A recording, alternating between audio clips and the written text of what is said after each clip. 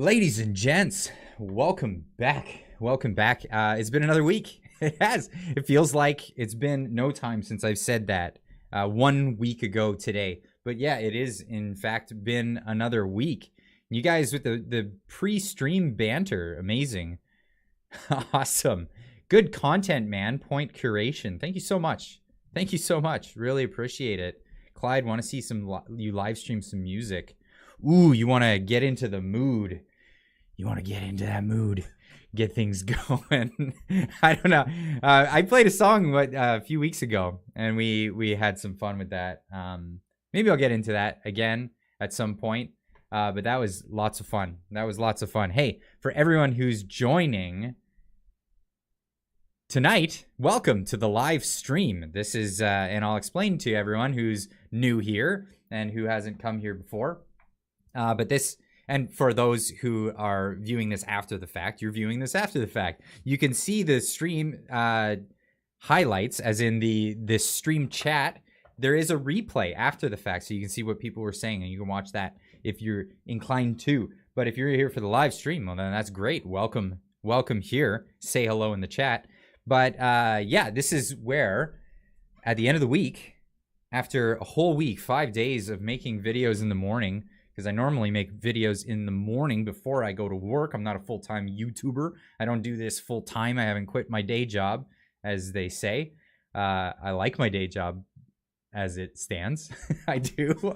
I do like my day job, and I'm gonna keep it. But I do my videos in the morning.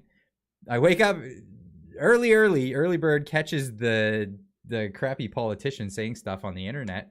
And yeah, and then I spread the news. I let people know what's going on in the wee hours before I head off to my real job. And then I pull wrenches from 9 to 5, 8 to 4, and then I come home. And on Fridays, I do a live stream for about an hour to 2 hours where we talk about the stories that I couldn't get to, or the stories that just weren't big enough stories, or just banter that I end up putting in the live streams, because it wasn't long enough to make a video. And that's the way we roll around here. That's how we do it. And I do a little bit of this banter as everyone gets notifications and then files in, and then comes in and hangs out with us here in the live stream. So all of you guys now, as of so far, hey, welcome in.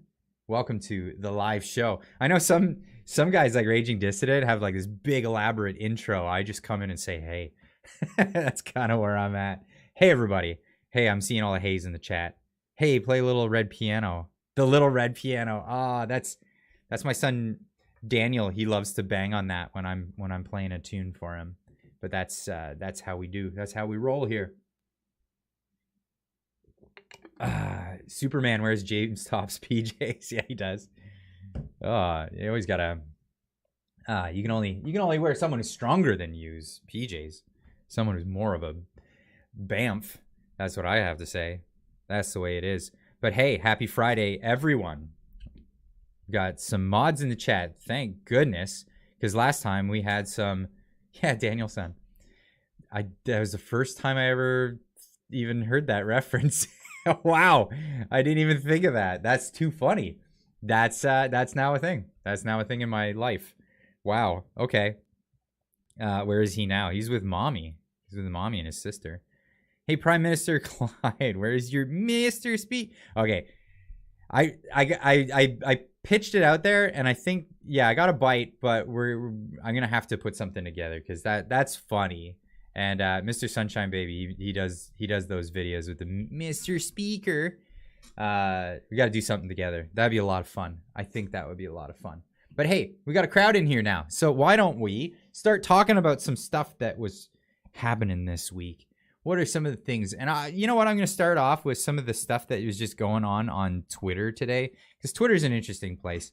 It's a place I genuinely like to go to, because it's a lot of fun. It's a lot of fun. Just like some of the stuff that people have to say. And, the internet's a funny place because, and I'm going to preface this with it's like the road rage central, right? It's like ultimate road rage central. and this is the reason why I say this. Twitter is a mess. It's too funny. So there's this weird dynamic that people have when they have like some sort of like an anonymousness, or it's not even, maybe not even being anonymous. It's the fact that you're detached from the other person, and there's no way that they could come over and like smack you or whatever, like, which sometimes would happen in real life if you behave the way some people behave. And I'm not advocating smacking a person. I'm just saying that that's what might happen if you behave. This is the way people behave to each other on the internet. Is amazing. But I think it's like this phenomenon, kind of like the chain link fence in front of the Chihuahua when the other big dogs in the neighborhood are walking by. Come on, what do you got? What do you got? What do you got? Come at me, bro. And then if that chain link fence opens up, right? Immediately. So it's like road rage. It's like when you're in a car and another person's in a car and they're driving like, people drive like complete a-holes, but they behave like complete a-holes. They wouldn't walk down a sidewalk like that. You wouldn't walk down a sidewalk and be right behind the guy. Come on, where are you going? Where are you going? Come on, are you gonna move? You gonna move? You gonna get around? You gonna get around? And then as soon as they see a spot, like come in front and then just step in front of you. You wouldn't do that, but people do that in cars. And this is a thing that people do, and it's a phenomenon. It's a phenomenon that humans do, right? And it's exacerbated when you get on Twitter. It's absolutely hilarious. So sometimes it's fun to just throw feelers out and see how people are going to react, or just whatever. It's not for the faint of heart. It's the hyperbolic chamber, as I like to call it. It is definitely somewhere where you go to see where how much pressure you can turn it up to. Yes. It would happen. People would smack each other. In my day, that's what we did. In fact, it's true. It's true. When I was growing up, if you talked like people talk to someone to their face, or you'd catch one upside the head. That's for sure. So people just tend to not be so schmarmy to each other. But I mean, that's just the way it is. But hey, why don't we get into some of this? I love it. I found my tribe. Yes, this is the tribe. This is the tribe. Indeed. We're a fringe. Absolutely. That's that's how it is. And I wake up every morning with your honesty. With your honestly. What? My honesty, maybe? Thank you for what you do. Cheers from Burnaby. Hey, you're not too far. Not too far. Pretty close. Howdy, Mrs. C. Oh, somebody's saying hi to Mrs. C. I'll tell her you said so after the stream. He meant your honesty. Yeah, thank you. Sometimes I don't know if I don't catch it. Welcome to the dyslexic news, where I get on the internet and I bumble over words, and you guys all sit here and deal with that because you guys are great. Anyway, let's get into the hyperbolic chamber. Let's step foot into that. I almost need to have like a animation or something going on when we step into the hyperbolic chamber that is Twitter. But here we go. This is something I put out there this morning. I don't know. I just think of stuff and I throw it out there. But this was actually prompted by I was listening to the Dark Horse podcast. If you don't know that, that's the podcast with Brett Weinstein and his wife, and they do a fantastic one. He used to be biologist teacher. He's a professor from Evergreen School, but then there was that big thing that went down. Anyway, they were talking about it being in the dark age, scientific dark age, and it's really interesting. So I put out there, the trouble with trying to practice science is that people keep trying to do that in the church of science. We're in as dark an age as was seen in the time of Galileo, and this, of course, is the famous painting of the trial of Galileo when he was being tried for blasphemy. And we're living in that age right now. We're even saying something like the definition of a woman, or asking that in an indifferent manner, is seen as blasphemy. And we have new blasphemy and new blasphemy laws. But that's essentially what we're going through here. But yeah, interesting fact though is they were talking about, and what they were referring to as the dark age of science, is they were saying we're currently in a dark age, and it's not like it just started yesterday, but it's been a dark age in the in academia and in the universities, because not a lot of new ideas have been coming out, and a lot of new ideas have not been coming out because people don't want to speak against the authority. And doing science is not sticking to whatever authority, or listening to the orthodoxy, I think is the word I'm looking for. And it's doing science, like in general, is not sticking to any orthodoxy. It's yeah, you can have models and stuff that came before, and they're great tools and whatnot, but the problem with orthodoxy is comes people stifling of new ideas and new hypotheses. So what was being said by Weinstein and his wife was that essentially new hypotheses, people aren't coming up with new forms of thought, and it's been stifled for some time. So it's not a new phenomenon. Yeah, they're both biologists. Yeah, really interesting podcast to listen to. I'd recommend it to anybody. But yeah, it's definitely one of those things where science is not progressing. Where you do see science progressing is usually in the free market, is at the moment. So any progression has been coming out of the marketplace, not out of the institutions where you would have traditionally thought that would have come from. Unfortunately, the science brooches. Yeah, Dark Horse podcast. That's right, Paul. Great podcast to listen to. I'd recommend it for everyone.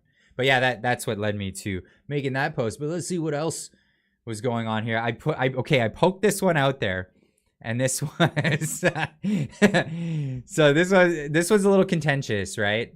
So I wanted to make this statement to be a little provocative, to maybe entice people to come over and have this conversation. But Pride 2022, which is like Pride Month, apparently it's a month now. It used to be like Pride Day, and then it was Pride Weekend, Pride Week, and now it's Pride Month. The entire month of June is Pride. What are we being proud of? Well, that's where things get interesting. It used to be for gay and lesbian people, but now we're proud of all kinds of different things. That's the thing. So Pride 2022 is probably the worst thing to happen to the people who just happen to be gay in decades. And of course, Nathan Ing saying, explain. And I replied saying, well, jump into the live stream. You'll catch an explanation. So yeah. When's Pride Year coming? Exactly. It's going to be Pride all the time. It's funny though. You can count on your hand what the number of things that you're not allowed to be proud of. And it's funny because there's one that sounds really terrible if you say it out loud. But it's stupid. Anyway, yeah, moving right along. What are some of these things that bring people pride? Well, here's the example, and this one was posted by Joe in the Discord. By the way, if you're not part of the Discord, become part of the Discord.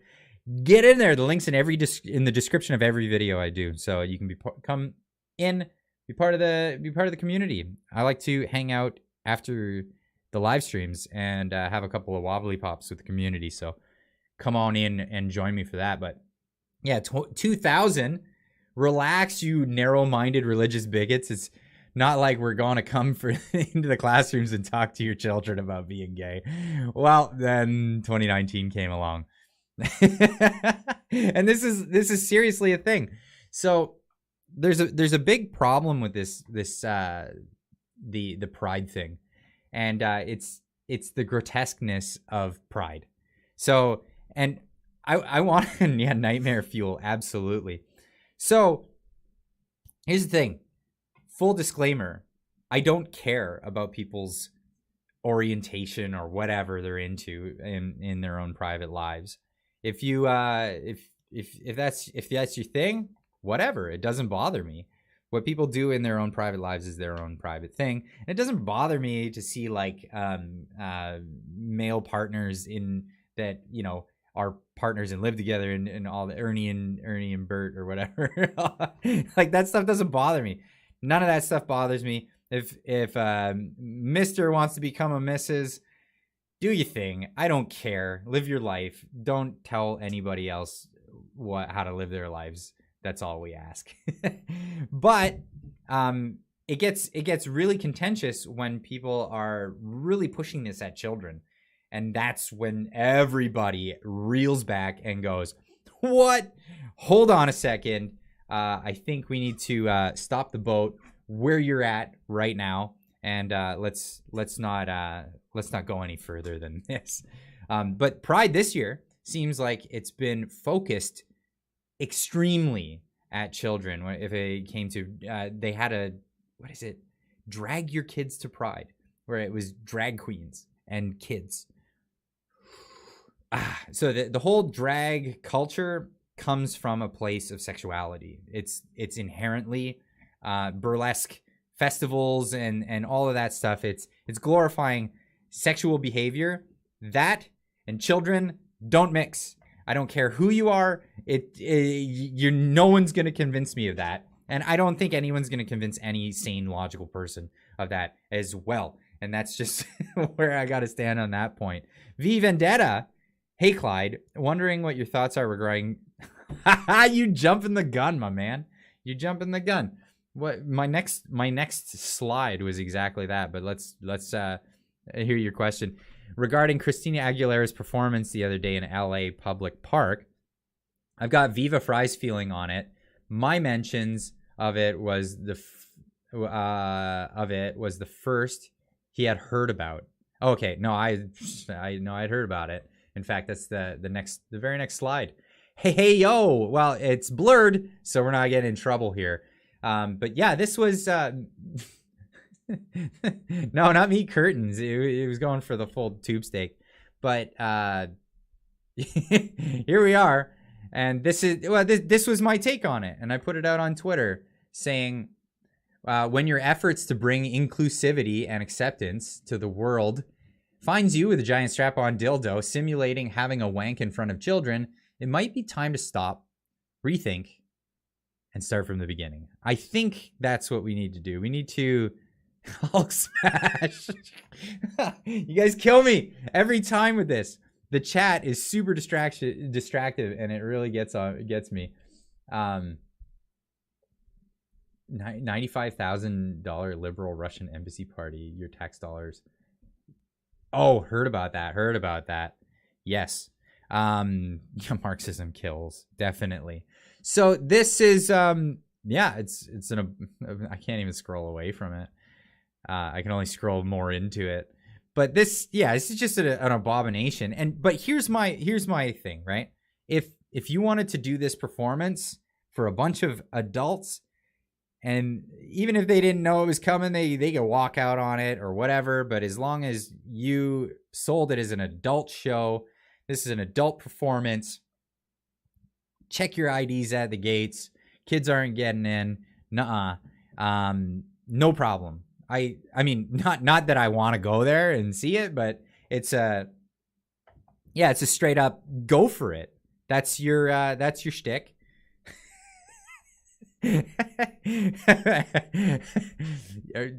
Her Schwartz is bigger than mine. I'll put her there. But that's kind of where we're at with that one. Honestly, if that's a performance that you want to do, and that's a performance that other people want to see you perform, I have no problem with you doing that with your adult audience. But it's when kids are involved that the whole dynamic changes. This was at an all ages show, and V Vendetta is saying and the show was billed as being for all ages. So this is where my issue comes in. No, no, don't pull that stuff. And it wasn't just, okay, so there's the Hulk smash of it, But and I'm not going to show you what the actual like gestures and all the stuff was, but there was another woman who was wearing almost nothing, twerking on the stage, and Christina here took the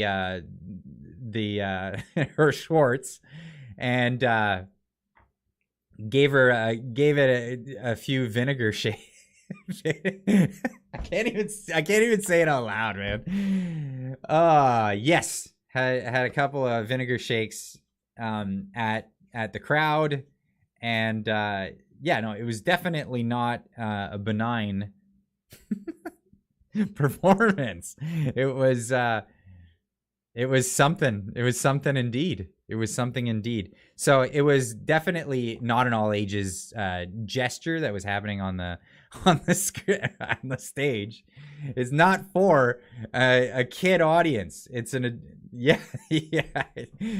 Oh God, yeah. You guys are killing me. You're killing me already. We're this early in the stream and I'm dying. Christina Aguilera should have billed it for adults only, but I think, and this is my beef with Twitch. Twitch is the same thing. It's an ultra sexually explicit platform. They bill it as a kids platform, but the content creators there are, and they're not being casual about it at all. They're 18 plus. They're 18 plus. And yeah, they'll put 18 plus in their tags, but the website itself bills as an all ages venue. 13 plus they bill it as. And this is no different. This is no different, the Christina Aguilera performance. And that was always my beef with Twitch, and why I didn't like that platform over there. But that's the is that enough of a take? Is that enough of a take on that one? But it's definitely, it's gonna lose a lot of fans. I don't think a lot of people are gonna walk out of there thinking Christina Aguilera is a good performer in any sense. In fact, what happened to Christina Aguilera? I actually showed someone a picture of her. Oh goodness, Google, don't listen to me. Don't you listen to me. Be quiet. I was showing somebody a picture of her. I gotta pull this up. Christina Aguilera. How she looks now. Because like there's the images of how she looks now is completely different to how she looked previous. Why are they not showing any of those images now? Honestly. And yeah, there you go. She's starting to get Hollywood face. Hollywood face. It's coming through because she looked like a unique individual person, but now she's starting to get the Hollywood face. It's happening. This it's a weird I don't even know how to describe it. Jackie, my car need $1,500 work. Pretty sure I'm being gaslighted. Well, did the gaslight come on? I don't know what to tell you. It's expensive to own automobiles. That's just kind of the nature of it. But let's put in Hollywood face and see what happens. Hollywood, no, face. Come on, face.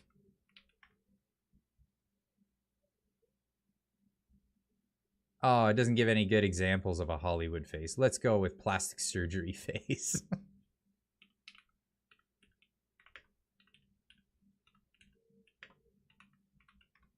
Plastic surgery face. Are we going to get any examples of it? Maybe. Let's go through this.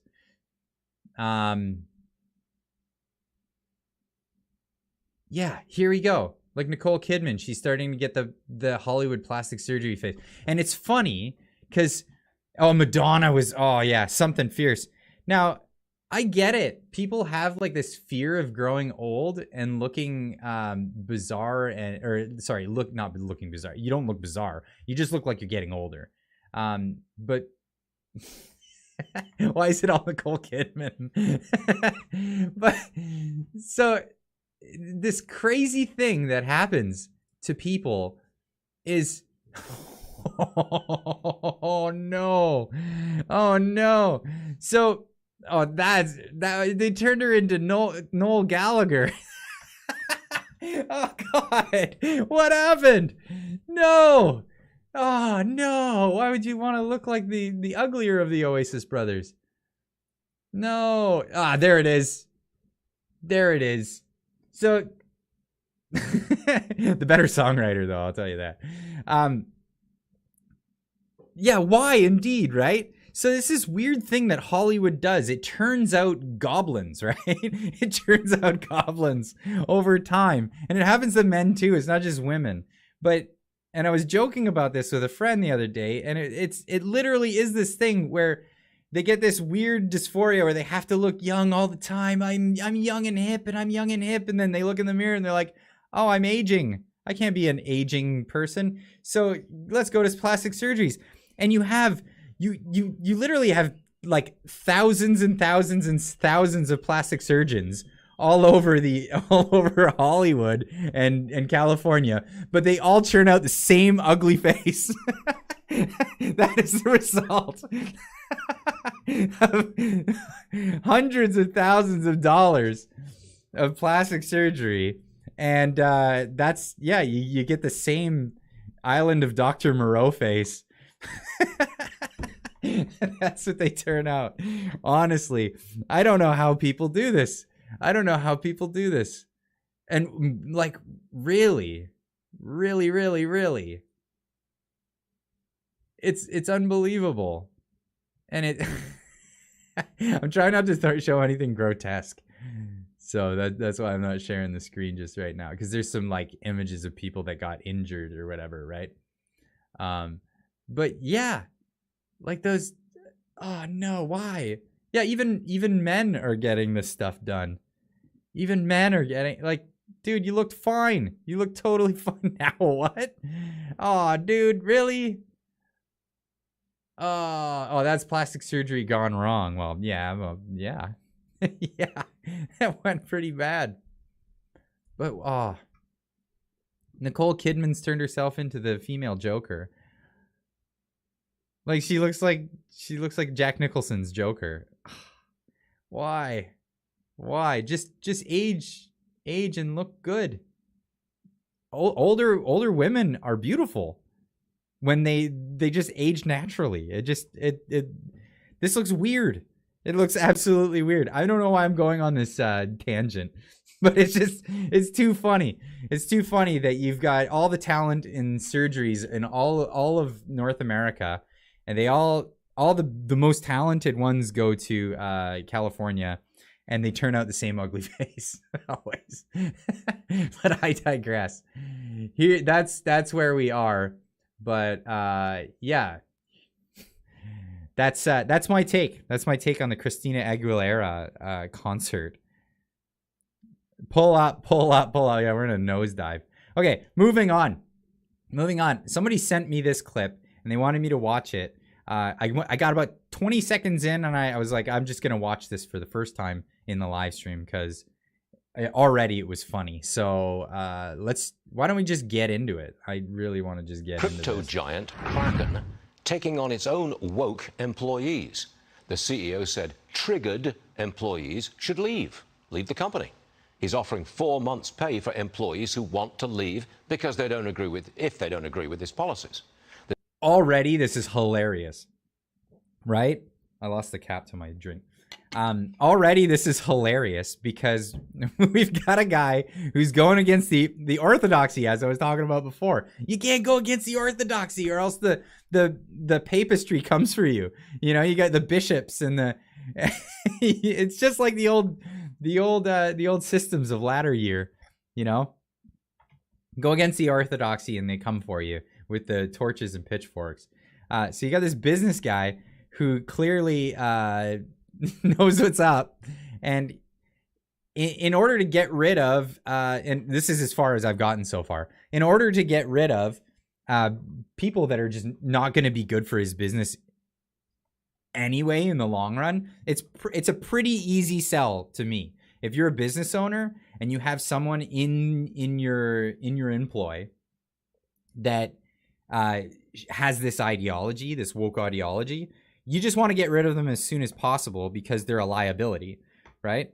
Either they're going to be a lawsuit for you down the road, or you're going to pay their salary and they're just not going to work for you. In fact, they'll probably be counterintuitive to what the mission statement of your business is.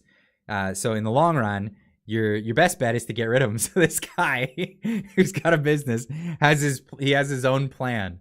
And here we go. The CEO is Jesse Powell of Kraken, and Jesse Powell joins me now. Jesse, did you feel that your company was under attack from the inside? Absolutely. Productivity was certainly under attack substantially. A lot of people were losing a lot of time arguing with these people and getting into therapy sessions with them, to console them when their feelings are hurt over, people saying the wrong thing. And so, we felt like it was such a drain that, these people might just be better off somewhere else. And so okay, before we go forward, already I'm like totally in agreement with this guy. Yeah, how much time is wasted at work when they're not sitting around because they're arguing over somebody who's just bickering about their opinion. Blah, blah, blah, blah, blah. Like, it's one thing to, people have a back and forth or they're chatting and they're getting work done, but I know the types. They're the type they don't chat and get their work done. They preach with their hands in their pockets. That's the type. So obviously he's noticing a significant decline in productivity, and he's like, well, I can clearly see where the fault is. Let me get these people out of here. And if he's talking about therapy sessions, well, that you're already gone way past. I mean, I come from the world of trades, so we don't have therapy sessions in the trades. maybe out back or something. I don't know. I've never gotten an actual physical confrontation with somebody, but I've had shouting matches, but not therapy sessions. Anyway, let's see where he goes with this. We're offering them 4 months of salary in order to sail off into the sunset and find a better workplace for themselves. Okay, wave goodbye to them. Well, okay. that's handsome. How many have taken up your offer so far? About 30 so far.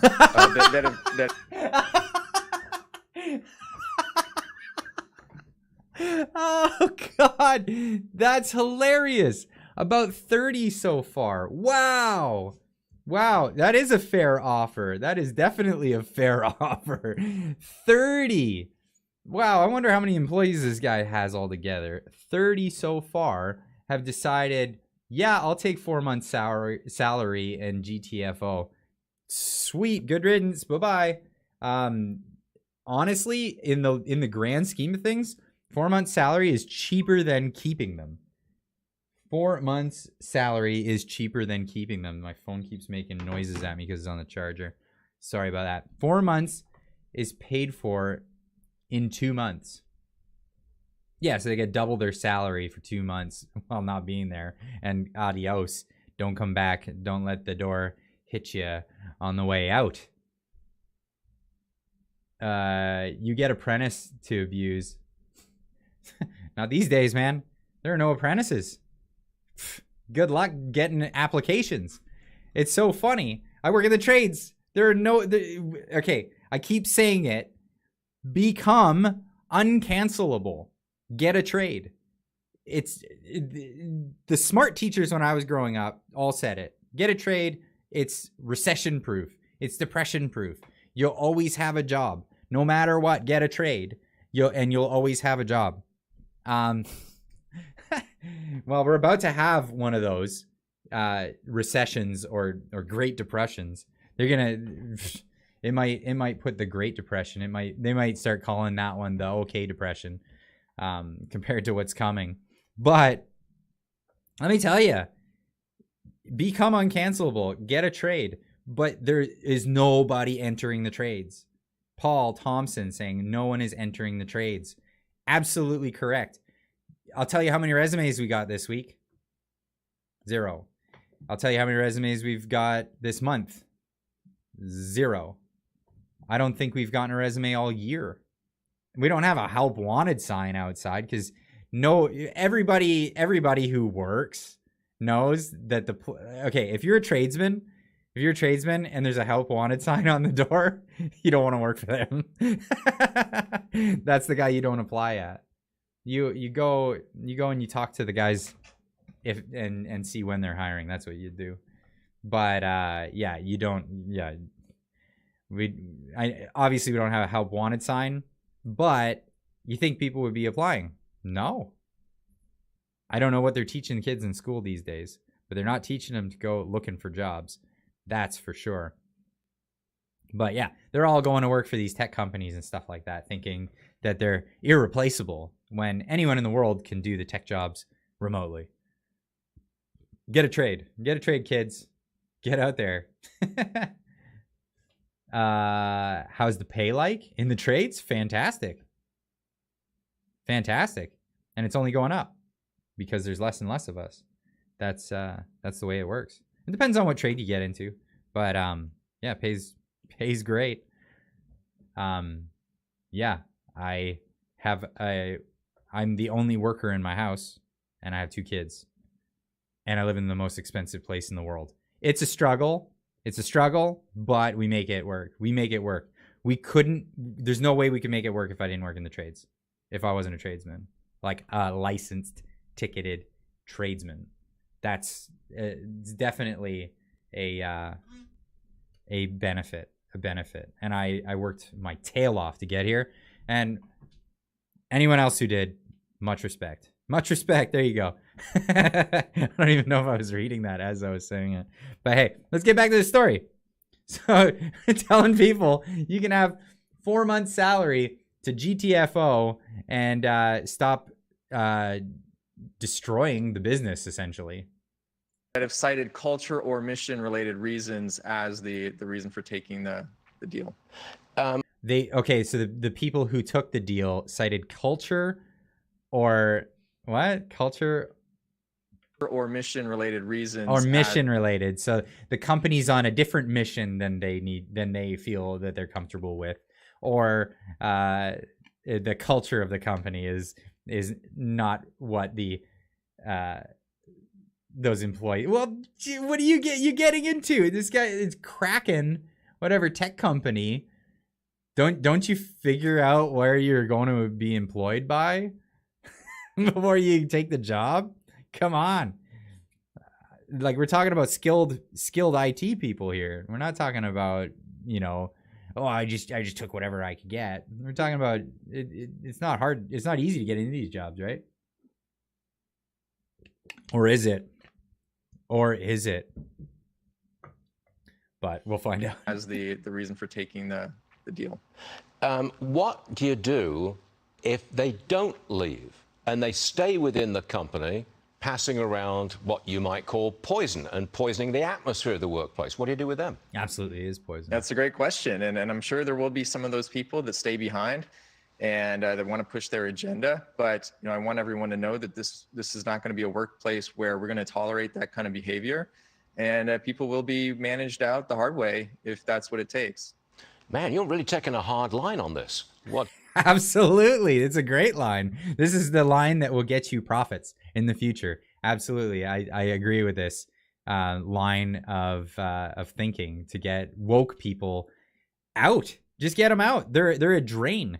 They're a drain. And this is why I think most firms should get away from HR at all.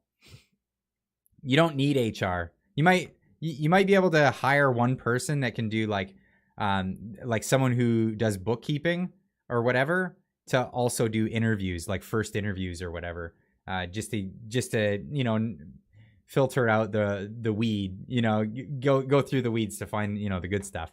But well, like I said, in my field, there's not a lot of applicants, so it's a different thing. Pete Griswold, just coming from Tim Pool. I was just joking about that because people are saying, "Oh, you're a successful YouTuber." I'll be successful when you see me on Tim Pool. That's what I was saying. Too funny. But yeah, I'm just waiting for that invite, Tim. We'll see you soon. But getting back to this. Have you got any criticism? Absolutely. Yeah, I've got a lot of criticism for it. I think 99% of the company just wants to do great work I think when you go woke, you go broke, because you're not going to get anything done. And the people that do want to work are going to leave and go to work at a place like Kraken, where they can actually do stuff. So I think that the whole You know how much good PR this is right now for people who actually want to work for a successful business in this field, whatever Kraken does.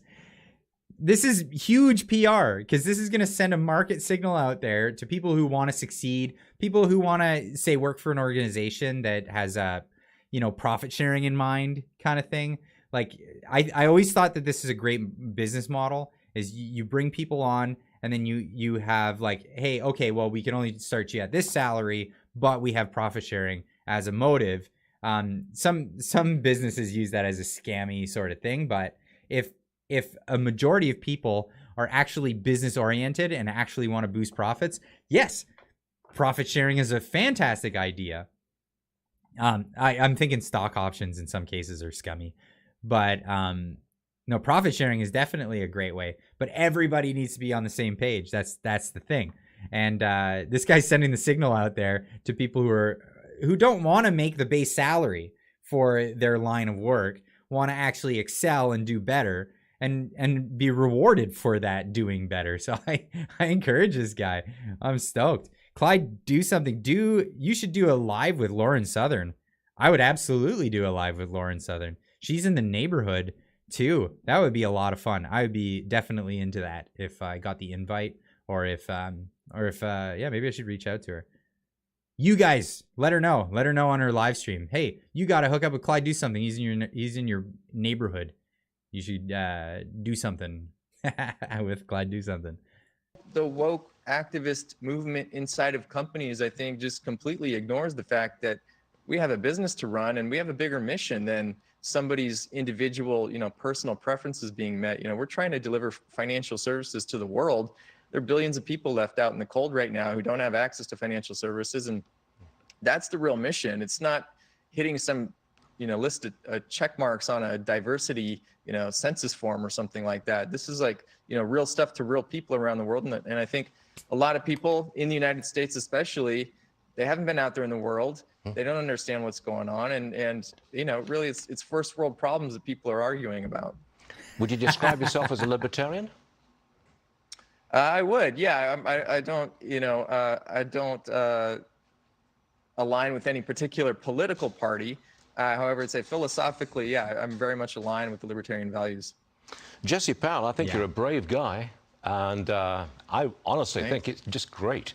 Anytime you want to come on this show and tell us what you're up to, you can come on this show and tell us what you're up to. Okay, whatever, pander at the end. But no, this guy's fantastic. I like him a lot. If I was in his field, I'd be sending an application his way. Honestly, I'd be like, oh, okay, sweet. You took the risk. You got this business going, and you need a guy with my particular skill set. Boom. Here's a resume. I'd like to work for you. That's the kind of situation you want to be in. I feel the same way about shops that I work at. I'm working at a shop that I share the same goals as the guy that owns the shop. So I'm like, yep, sweet. Let's do this. And then in that sense, you're in a mutual relationship with this person. It's not a boss employee relationship. It's a colleagues relationship. You have a different standard there. So the contract seems different completely, entirely. And then you feel invigorated to be going and doing your job because you're doing it with your own interests at hand, as well as the share interest, right? As long as everyone's sharing the same goal in the end. I'm missing some of the chat here. Crypto collapsing, got to streamline. Yeah, so it is. I think I talked about this in live stream before. I'm not sure. But I think it was maybe in the Discord chat after the live stream. People asking me what my thought on crypto is.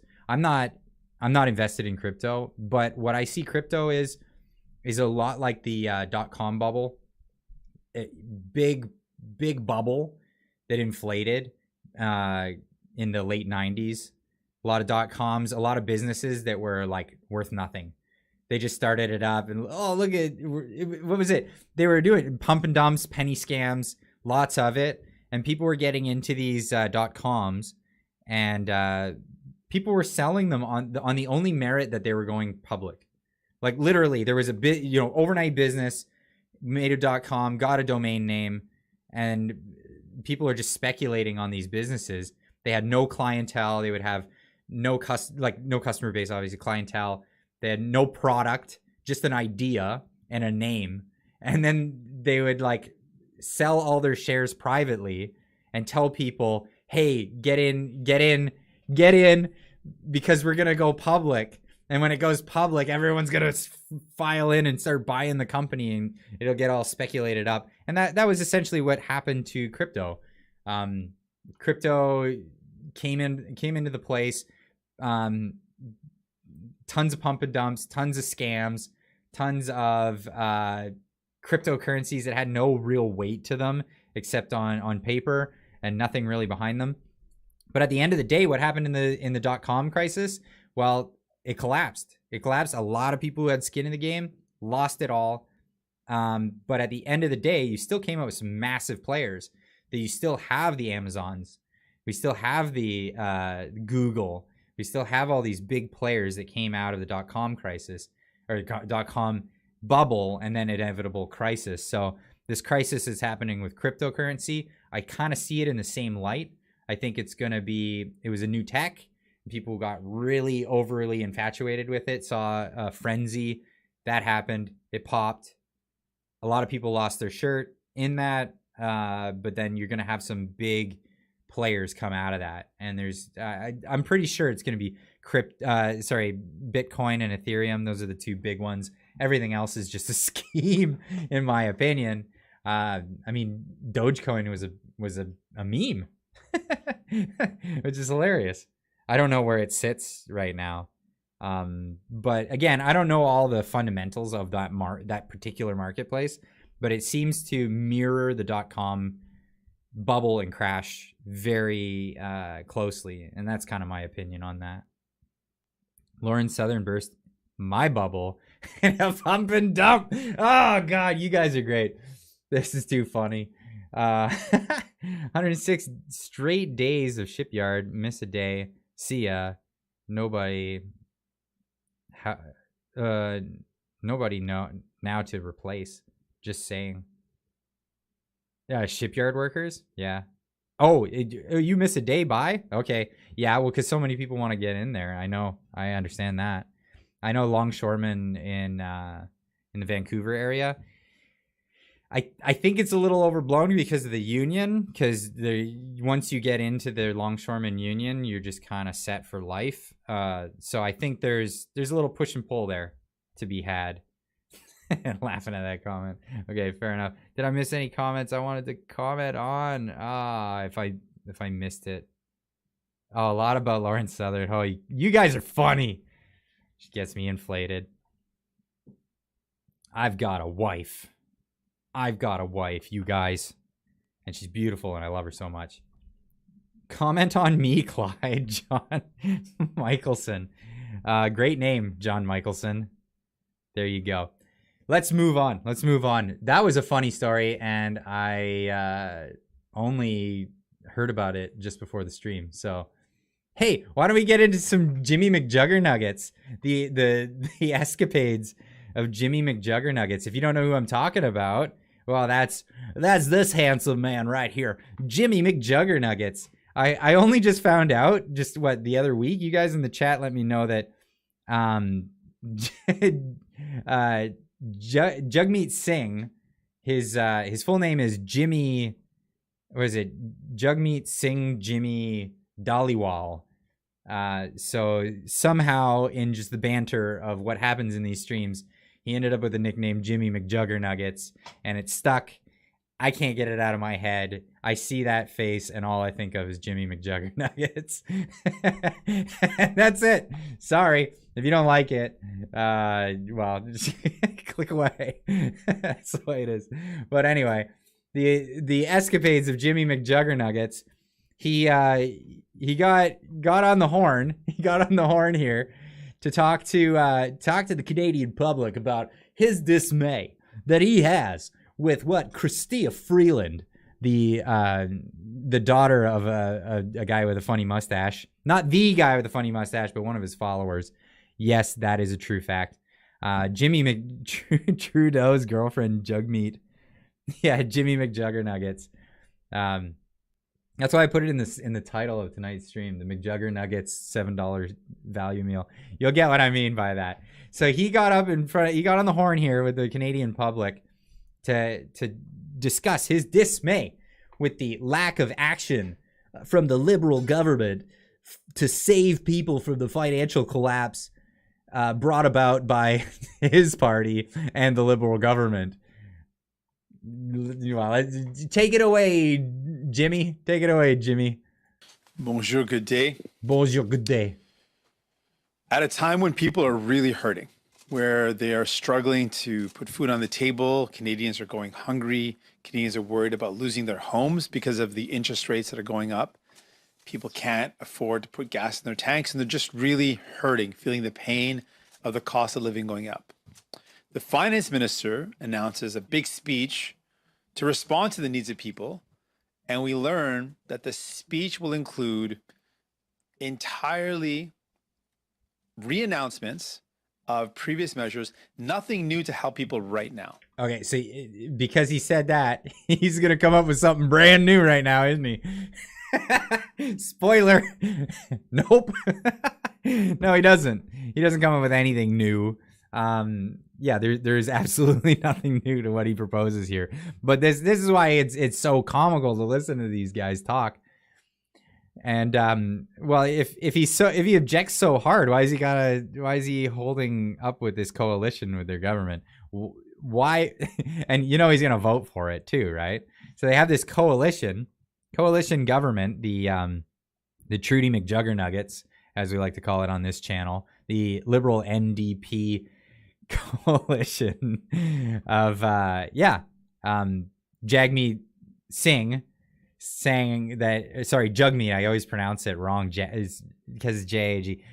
Jimmy McJugger Nuggets has a coalition, a promise to vote with the Liberals on everything. Now he's upset about it. In fact, with the current proposals that the finance minister is going to lay out, that the Liberal government's going to announce, the biggest amount, the amount of the GST tax credit is going to go up by $7. So families are going to get $7 extra, and not even this year.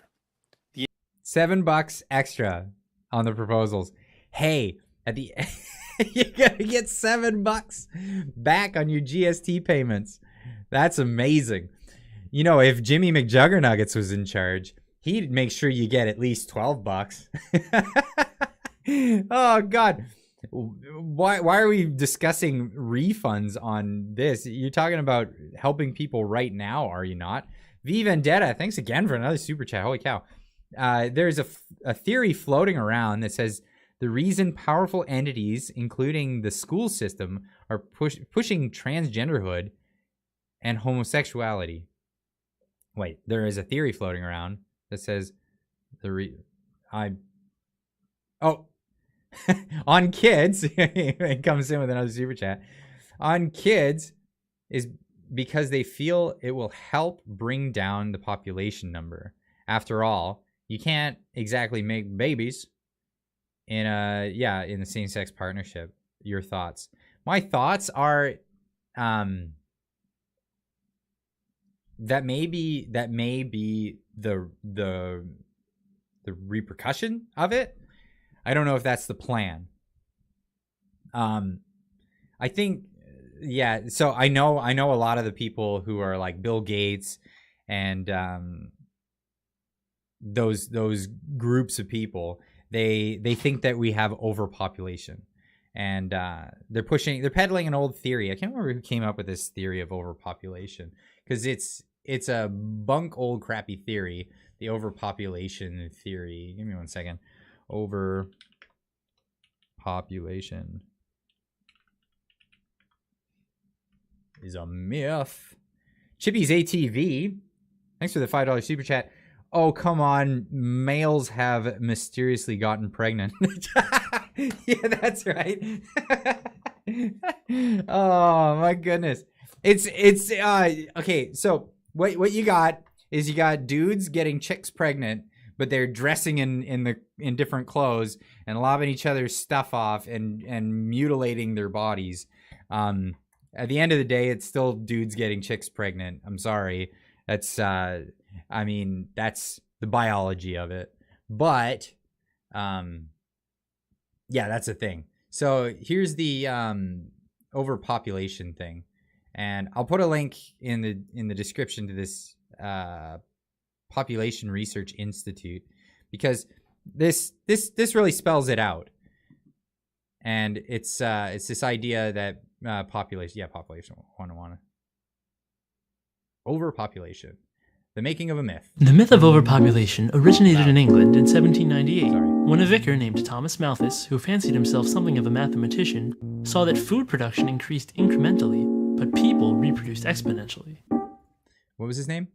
Something of a mathematician, a vicar named Thomas Malthus, who... Thomas Malthus. So, Mr. Thomas Malthus. Let's search this up. Malthus. Thomas Malthus, biography, theory, overpopulation, poverty, blah, blah, blah. So that's this gentleman, Thomas Malthus, English economist and demographer. So he came up with the idea of overpopulation, and he was worried because, hey, look at this. You can only make so much food and you have this much population. If you then make more people, we won't have enough food. Oh no. And then what happened after that? More people came about, and then more innovation happened in the markets of making food, and we had better ways of making food, better ways of coming out or getting more food out of the soil that we have. We have so much land available on Earth that it just, his theories don't work. But here, let's get into this little breakdown, and then I'll get back to Jimmy McJugger nuggets, because I definitely want to get into that. Who fancied himself something of a mathematician, saw that food production increased incrementally, but people reproduced exponentially. He sat down and did some simple... Now, so right there, that's false, right? Food is finite, and people are exponential. Well, people are not exponential. So, and I mean, we're in the West, we're already in population decline.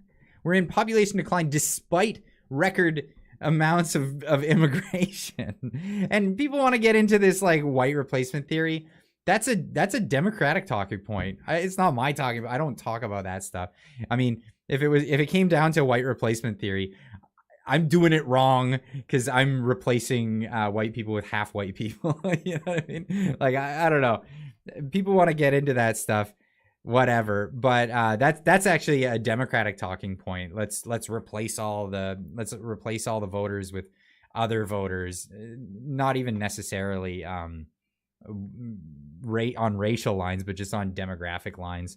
That's not actually working out for them, because a lot of like Latino people coming from certain parts of Central, South, and South America and Mexico tend to vote, once they establish businesses, tend to vote more conservative and along conservative lines. So how's that working out for you? Cat Gray, thank you so much for the super sticker thumbs up. I really appreciate that. But that's where we're at with that. But let's dive into this more. Math and summarily decided. Oh yeah, population decline is happening. It happens when people become more well off. It turns out, as people become more well off, they make less babies. It's just a phenomenon of the human existence. The R and what is it? The R reproductive strategy, and the other one. R and is it Y? I can't remember. Either way, it's like the rabbit reproductive strategy, where you just have a ton of them and then take off and hope for the best, or the other reproductive strategy where you like rear your child. But it depends on economic circumstances. It turns out it has nothing to do with race, creed, color, all that stuff. It's economic circumstances. So anyway, the world would be out of food by 1890. He blamed reduced 1890. We all died in 1890. This is the fun part about these cults, these death cults. They have these ideas where we're all gonna die by this date, and then the date comes, and then they don't even backpedal. They just change the date. I mean, I've lived through the apocalypse at least a dozen times in my lifetime. There are all these different death cults, and they don't even apologize for getting it wrong and say, "Oh, sorry, we made you like sell off all your assets to buy, you know, white linens in a plastic bag." Like, no, they don't. 1890, yeah, we're all goners, exactly, right? So it never happened, but they're still peddling this crap, and this is the cult of George Soros and Bill Gates and Klaus Schwab. They all believe this garbage. They believe it. mortality rates, and recommended killing off the have-nots of society, lest the haves starve to death. And call them useless eaters, right? That's a thing. This cry was taken up by Paul Ehrlich of Stanford University in 1968. Decades and decades after it didn't happen. Who claimed that reckless human reproduction had overwhelmed the Earth. Massive famines would result, which would destroy, best case scenario, 1/5 of humanity by the end of the 70s. And the and this gets into some of the stories that we're going to get into. How do you make famines happen even though they're not happening? Manufacture them, but I digress for now. Planet would follow. This fear produced large donations for the newly created UNFPA, which thrives on an imagined crisis that has been both imminent and rescheduled again and again over the past 2 centuries. Exactly. This is what I'm saying. The rescheduling of the death cult. And it's, I mean, death cults come in different varieties. They come in the overpopulation death cults. They come in the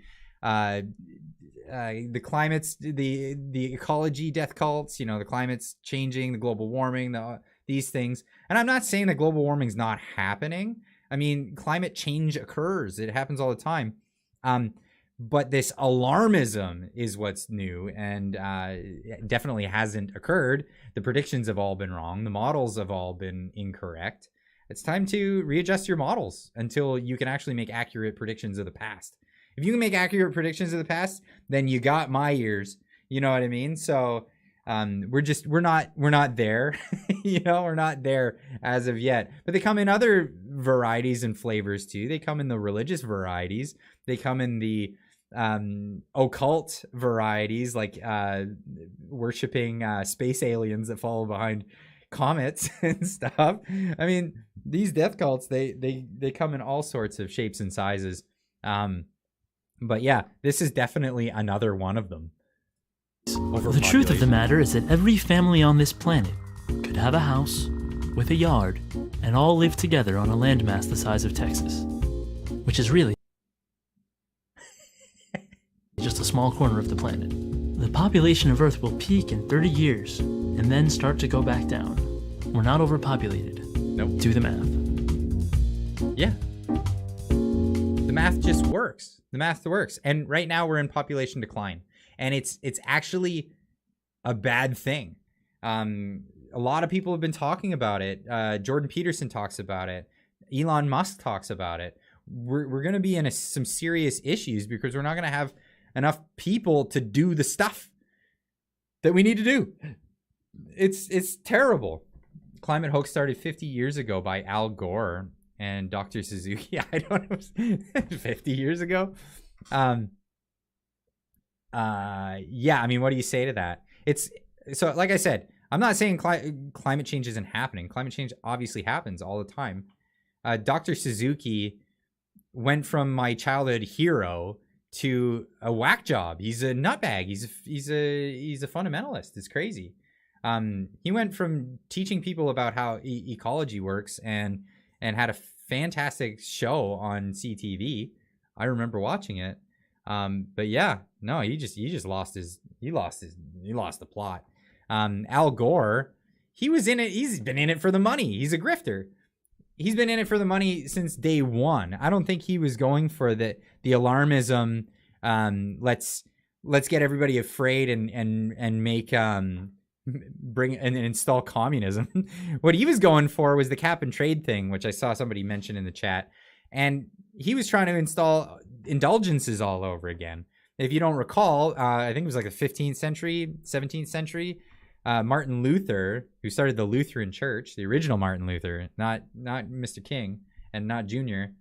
The original Martin Luther, the reason why we know his name today is because of the Lutheran Church. He was, and why they call it the Protestants, right, is the idea that we wanted to get away from the indulgences. And what were the indulgences? It was a scam. It was a scam brought on by the Roman Catholic Church. And let me explain the scam, because it might sound familiar if you know anything about carbon credits. This scam goes a little bit like this. You guys are all sinners, and you have original sin. And that's a thing. That's a thing. I need the moods. I need some mood for this. Let's bring on the mood. Give me 1 sec. We're bringing the mood. You're all sinners. And in this day and age, we need good people, double plus good people, even more good people. The more gooder, the better. And those gooder people can bring light to the bad. And what we can do is, because all sinners have to go to hell, as we told you, and we told you that was what's going to happen, but we're good. We're extra double plus good. And because we're extra double plus good, we have like extra double plus good points to give out to other people. So here's what we're going to do. As the papistry and the religious order, the owners of the Catholic Church and the bishops and the priests, what we're going to do is we're going to help you guys out, because you've been so bad with all of your sins and you keep committing these sins. Horrible, horrible people you are. What we're going to do is we're going to take some of our double plus good points and we can sell them back to you. So come on into the church. Come on in. Come on down to Barney Wow's awesome church of double plus good points, where we can talk about all the sins that you've been doing, and we're gonna talk about them sins, and we're gonna bring you up here, and we're gonna give you them double good plus good points, and we're gonna get you out of hell. We're gonna get you out of hell with our double plus good points. So come on down to Barney's double plus good points Imposium, and we're gonna hook you up, because essentially that is exactly what happened with the Roman Catholic Church and what was going on at the time. They made this scam, and it was called indulgences. You go in, you buy the double plus goods. Hallelujah, praise. This is what happened. And people bought it. People bought it because I want to say people were simple at the time, but people were just as smart then than they were today. And that is pretty stupid. Let me tell you, people are pretty stupid, and they'll buy the scams. They'll buy the snake oil. They'll do all this stuff. So yeah, when the Vatican came out and they were scamming people in the name of religion, Martin Luther he was a very religious man and hated this idea, and was like, screw this, we're not doing this anymore.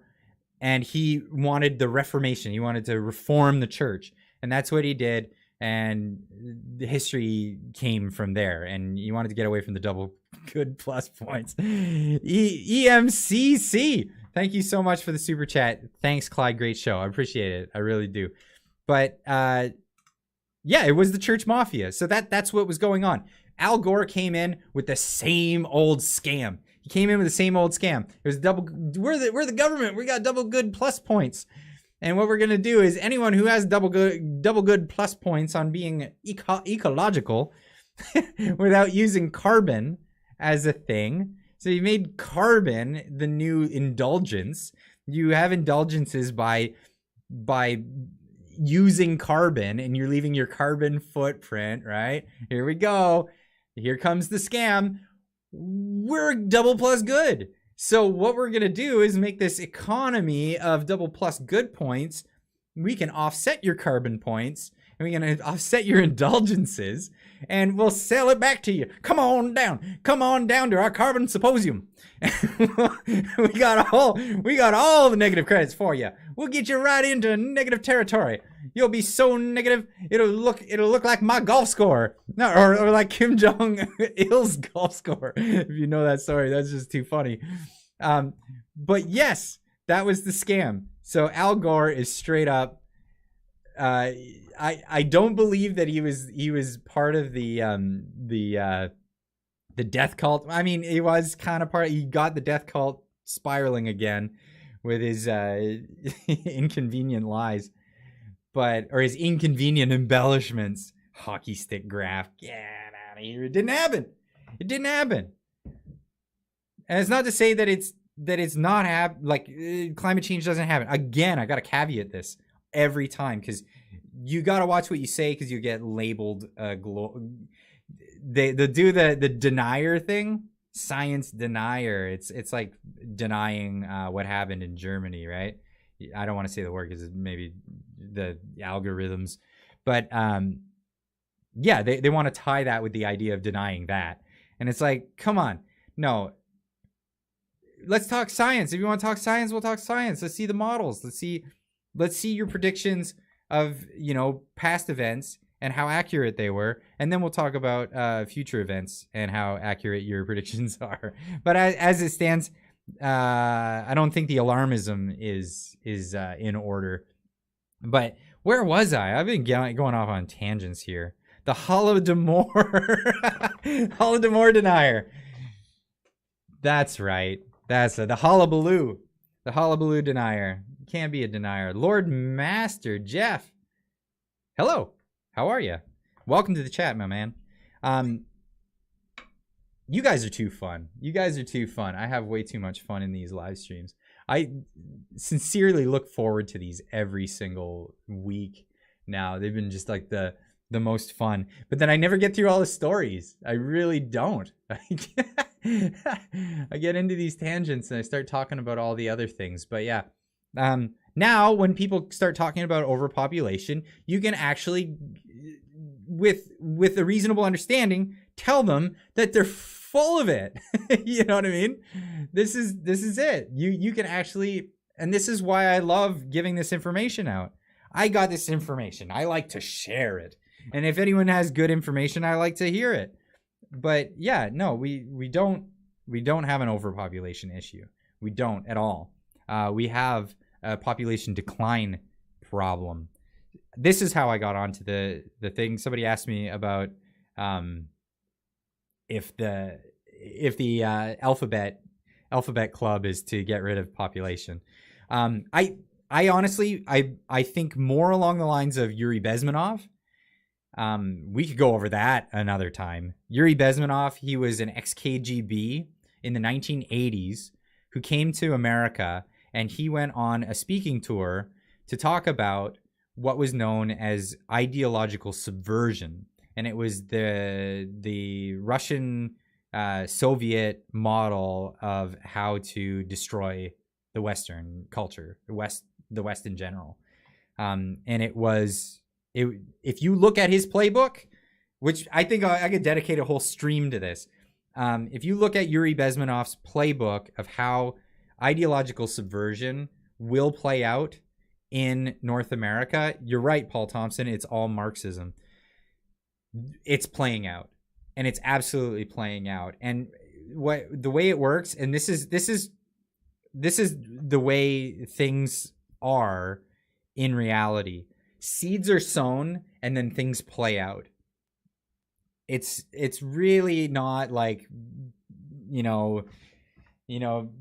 dude with petting a cat behind a chair. You know what I mean? I don't think that stuff happens. I think those people are taking advantage of that situation and then, egging it on and exacerbating it, like the World Economic Forum and all those guys. I definitely think that they're exacerbating the situation. George Soros, all these guys, they want it all to collapse because they'll profit greatly from it.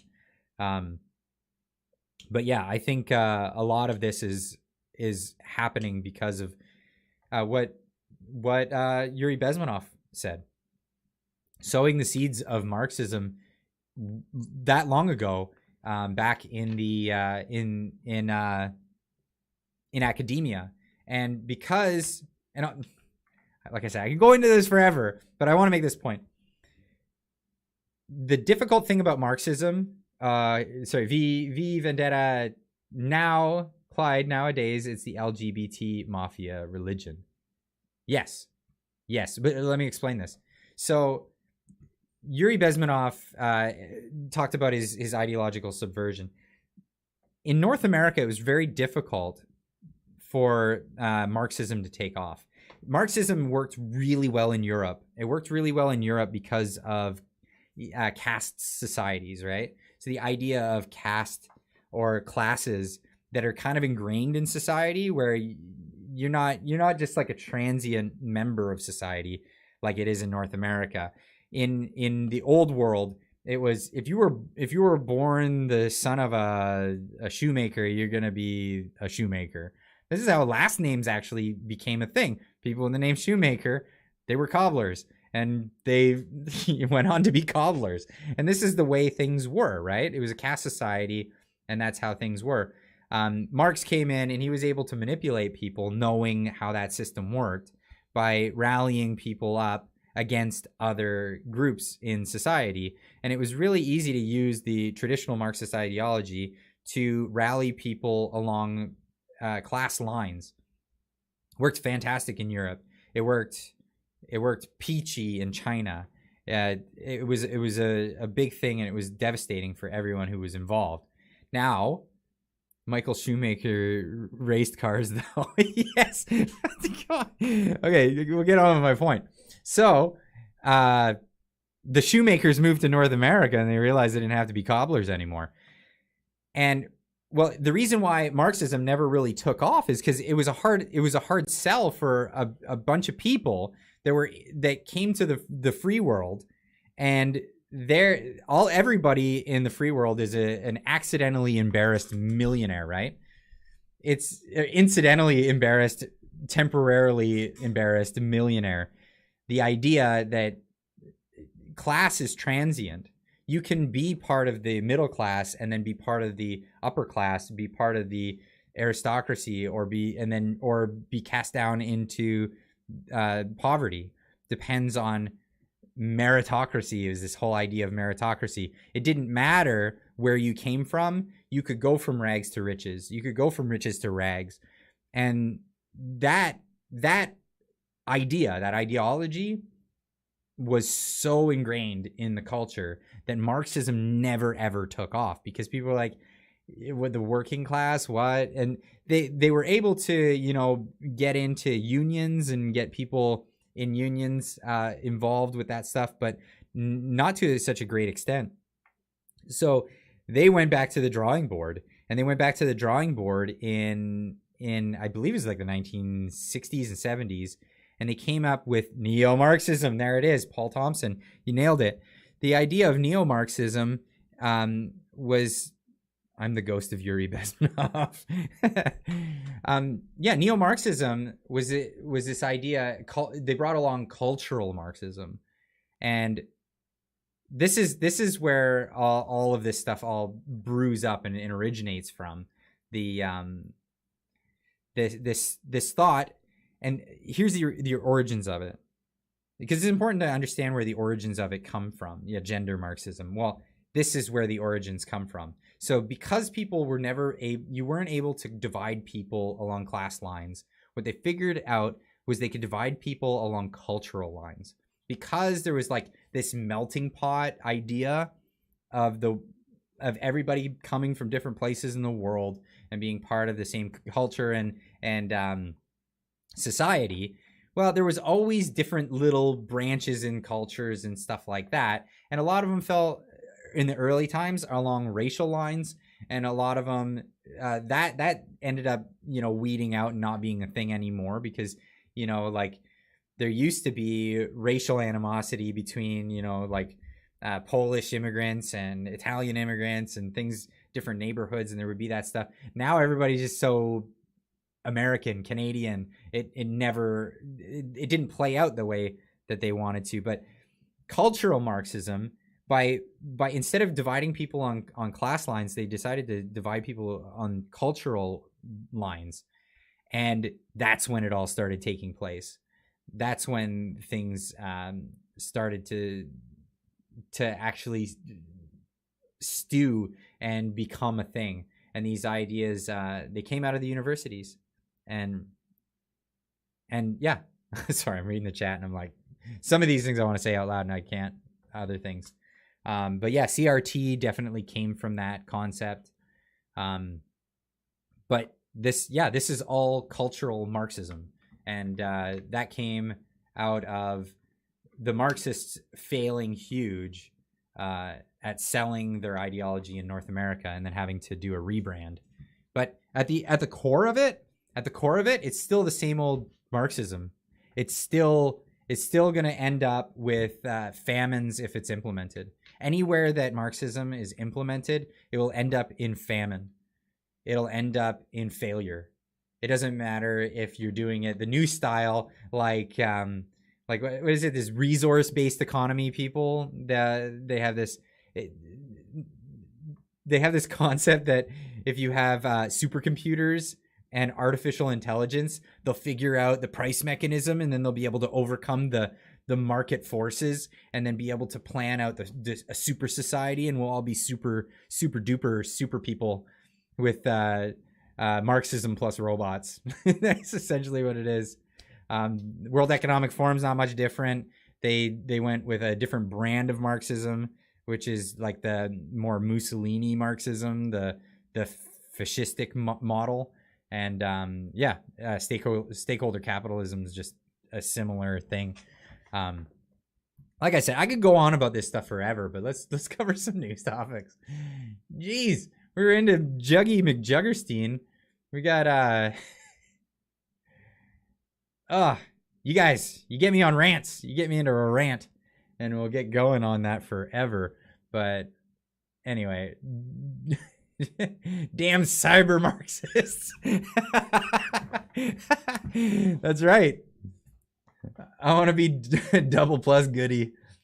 Clay, do something. I'm Italian. My parents had to deal with Mussolini. I believe it. Yeah. It didn't end up well for that guy, did it?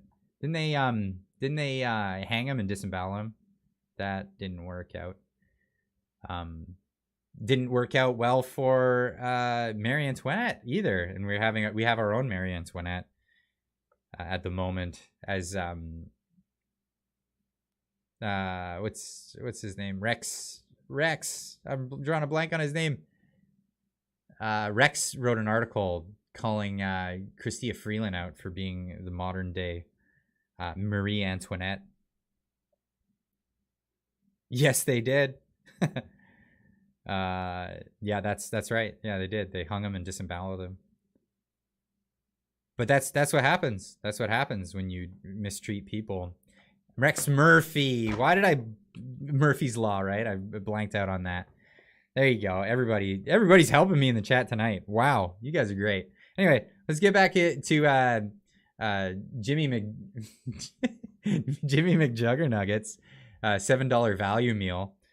Where he was talking about, you're only gonna give $7 to the Canadians over the next year as relief. I would give them at least $12.50. What do you got? The indexing is going to happen in future years. People need help now. In fact, this announcement is only going to make. How are we gonna get help right now, Juggy? People more cynical. It doesn't actually respond to the needs of people today. I'm not cynical at all. Why would I be cynical about your leadership? By the way, can we stop calling them leaders and call them representatives again? I'm tired of calling them leaders. They're not leaders. They're representatives. They need to represent us, not lead us. That is a big difference. I need to stop calling them leaders. I need to start calling them representatives. We all need to start doing the same thing. I'm cynical AF. I was being sarcastic. I totally am as well. But yeah, they don't represent you, but they are representatives of somebody. We need to stop calling them leaders because they're acting like leaders. They're not leaders. They're representatives. That's kind of where I'm at with it. Great show tonight. We love it. Keep spreading the truth. Thank you so much. Chippy's ATV Oh, let's scroll by so quick. Woohoo, $7 is large fries at McJuggers. Appreciate that. They don't represent us though, Clyde. They don't, but they're representatives. They're not leaders. They want to be called leaders. It's this idea of like them calling themselves elites. You don't get to give yourself the nickname. You don't get to. This is Jimmy McJuggernuggets. I'm not gonna call him an elite. I'm not gonna call him a leader. I'm gonna call him Jimmy McJuggernuggets, the representative of a bunch of people that are pissed off at the fact that he doesn't actually represent them. That's what we got here. That elite Juggernuggets. Oh, you guys are killing me. You guys are killing me. And it gives people hope by saying they're going to respond to the needs without actually doing anything. So I want to be clear. What Canadians need right now is immediate help. How are you going to get in it their right pockets. They need to know that they're going to get financial supports as soon as possible. How are you going to do that? Our plan is to do exactly that. How? Let's send money directly to the people who need it most. How? Let's increase the Canadian child benefit significantly. Wait, we're going to increase the Canadian child benefit. Does that mean you're going to mail it out tomorrow? Like now? No. That means you're going to do legislation and you're going to have to vote and debate on it. And then it's going to get rolled out. And then we'll see it what? What? Next year? As you just criticized. He just criticized the $7 rollback. Hey, $7. $7. That's the biggest get back I've been getting back in a long time. But this is the extra value plan. The Jimmy McJuggernuggets extra value meal is we're gonna give you more child benefit. When? As soon as we get around to it. As soon as we get around to it. What else are we gonna get? Hey, it's like Oprah. You get a car. You get a car. You get a boat. You get a book. You get child benefits. You get a dental plan. Hey, what would you like? Freedom? Get out of here. Get out of here. We're not giving that away. What would you like? You want an extra value meal? $7. $7. There you go. You get it. Significantly. Let's increase the GST tax credit in a real way. We know people get that quarterly. Let's give him a GST tax credit. His complaint is the GST tax credit is not going to get rolled out for another year. So his suggestion is give him a better tax credit on the GST than $7 in a year. Why not just cancel GST ASAP? Oh, but that's what the conservatives said we should do, and you voted against it. Because if you got rid of a tax today, everyone benefits today. Today they get that benefit. But he voted against that. He absolutely voted against that. And I'm not, I hate this when people are like, oh, Clyde's a conservative. I'm an independent. But if the conservatives table a motion, like get rid of GST, I'm on board with that. Voting for that. You know what I mean? And I hope the New Democrats, the McJuggernugget party, hope they would vote for that. But they didn't. They voted against it. These are real concrete steps to put more money into people's pockets, into families' pockets. And we know we can pay for that. The government has experienced a windfall with more GST revenue. We know that many corporations have seen. You've experienced a windfall, then you can turn GST off. Just turn it off. Just turn it off. Get rid of it. Why? Seriously? Like, I still remember, I remember being a kid, and when Brian Mulroney brought in GST, I think it was Brian Mulroney. Am I wrong? Put it in the chat. Am I wrong? Was it Brian Mulroney that brought on the GST? It was supposed to be a temporary thing, right? To pay for a couple of things, right? It's a permanent thing. There's nothing more permanent than a temporary government action. Who said it? Milton Friedman. seen record profits. It's been an incredible year for those at the very top. They should contribute their fair share. We can use that to redistribute that wealth to Canadians who need it most. See, they don't even hide that redistribution in Canada. Redistribute the wealth. In America, that you cannot say that. That's political suicide. Let's redistribute the wealth from these people to these people. You're done. You're done as a politician in the United States of America. But in Canada, you just say that. That's part of the Jimmy McJuggernuggets platform. That's how they do it. Yeah, Juggernauts, Jimmy Dollywall. Yeah, that's how you got the name Jimmy McJuggernuggets. That's how that came about. Most importantly, we need to help people today. They need to know there's a plan there. They need to know they're going to get help. And that's what we're talking about. And this proposal by the Liberals, the announcement tomorrow, the speech tomorrow, is not going to do anything to really make people's lives better immediately. It's an announcement that's going to happen at Bay Street, where we need people on Main Street to get help. Oh, you stole that. You stole that. You know, it's the people on Wall Street, people on Main Street. Or now it's the Canadian version, which is like a lamer version, because it just like goes to show how, like, we're taking something from someone else by changing the names. 219. I don't know what 219, Brenda. Brenna. What is the significance of 219? $7 Jimmy McJuggernuggets and fries. That's the extra value meal.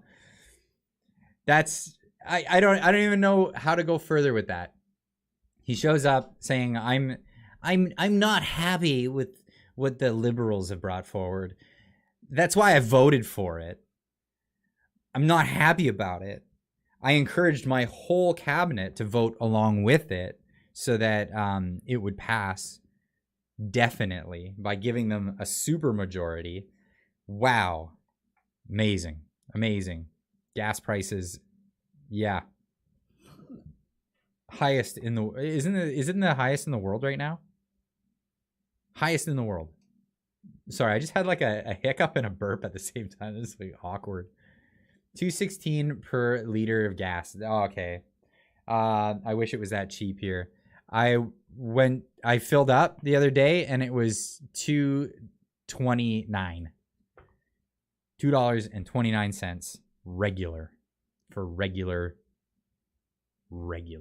pump gas. Terrible. Oh, I wanted to show another little display from Jimmy McJuggernuggets from 2 years ago. Maybe you guys hadn't seen this. Maybe you have, but I also have a unanimous consent motion. It started with a motion on systemic racism in the National Police Force. As several Indigenous people have died at the hands of the RCMP in recent months. But it went nowhere when the Bloc Québécois stopped it from going ahead. No, okay, we don't have a unanimous consent, I'm afraid. Okay, so the Bloc Québécois is pretty well known as being the no party. Then we're not going to let anything go through party. But Juggers' response to this was just, oh, goodness. Oh, goodness.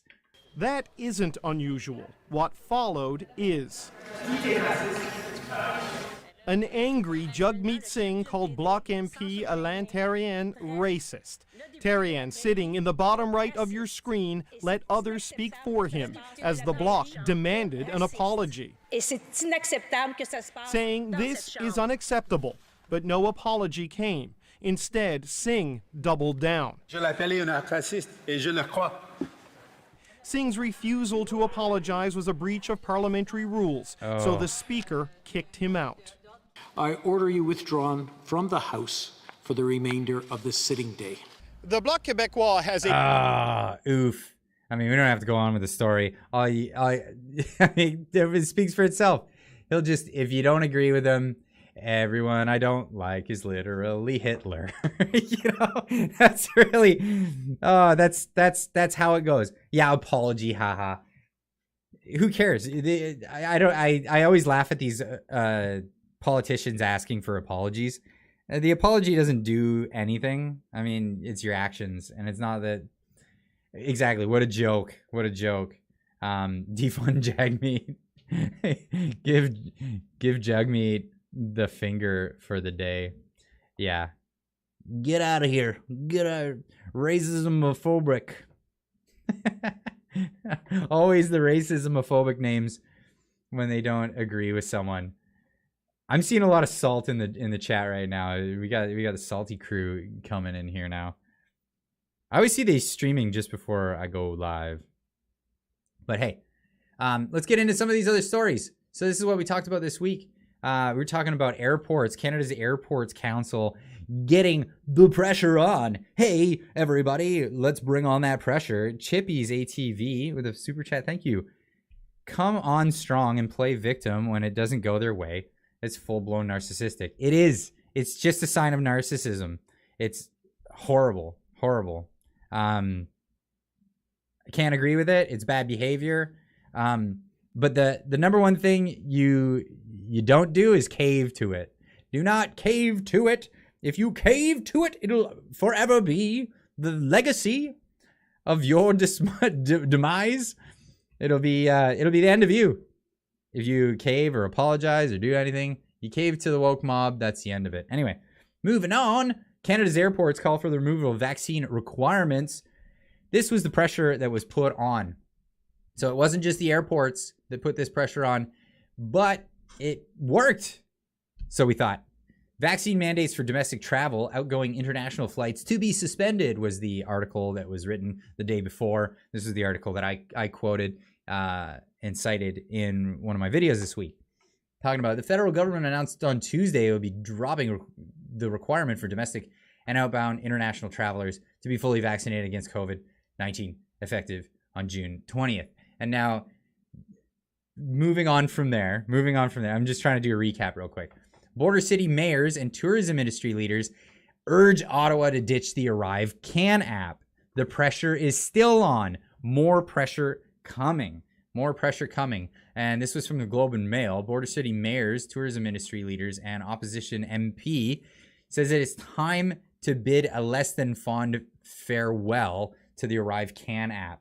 I agree. I'm pretty sure everyone in the chat here agrees too. But the Arrive Can app is little more than the gateway drug, the introduction to the social credit system. This is a thing. It was the same thing with the idea of walking around with a QR code to go into restaurants and whatnot. I'll tell you one thing. The only time in my town that I was ever asked to go into a restaurant, it was one time, and me and the wife just walked out. We have the QR codes, but we're just like, nope, not gonna play that game, because I'll just spend my money somewhere where they don't want it. They're not asking for it, right? Now, moving on, because I want to get to this story and where we're leading with it. So we have more pressure to remove this app. The mayors of Niagara Falls, Sarnia, Ontario, say requiring visitors to Canada to submit their health information ahead of time is discouraging cross-border travel. When I read that at first, it was disgusting and gross. But yeah, pressure is on. Get it gone. And then the story this morning, sorry, I'm going to close these tabs.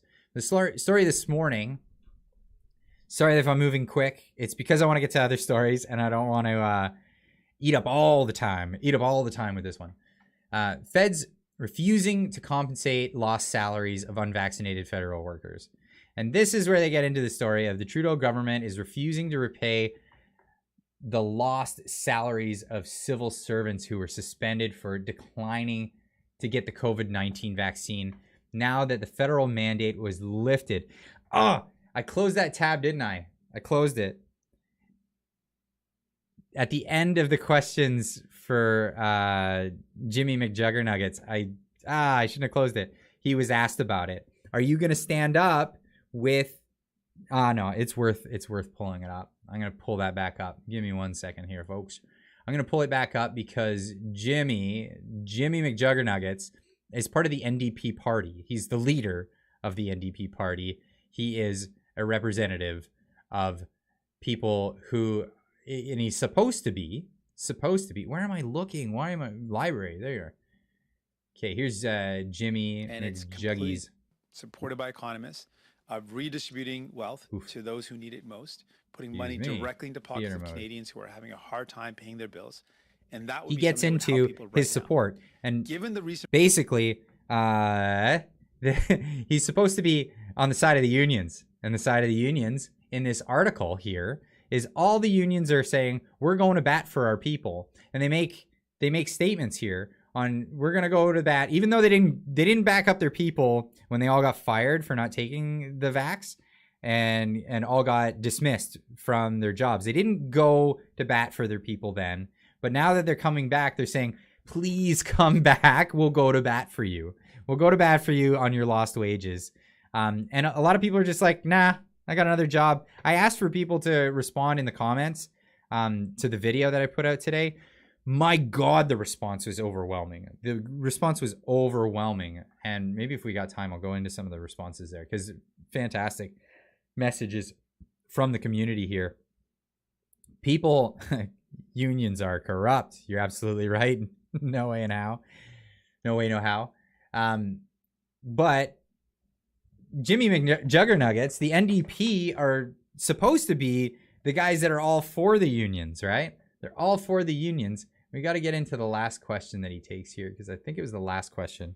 And the Liberals saw you pass changes that are not transparent, that are not yet public. How do you justify doing that? I'm not asking you about the contents of the bill. I'm not asking you about your support of the bill. I'm asking you how the NDP explains why it supports this untransparent move in committee. It's not at all the case. We have a bill in front of Parliament that is about tackling No, that's consultation and the power that the NDP is able to wield. I'm taking it from your announcement earlier today that this power doesn't extend to what's being announced or re-announced tomorrow. Why haven't you been able to push forward your agenda on this particular subject? Well, at the end of the day, this is a Liberal government we're dealing with. And while we are given some information ahead of time, and while we're given opportunities to consult, the government doesn't always listen to us.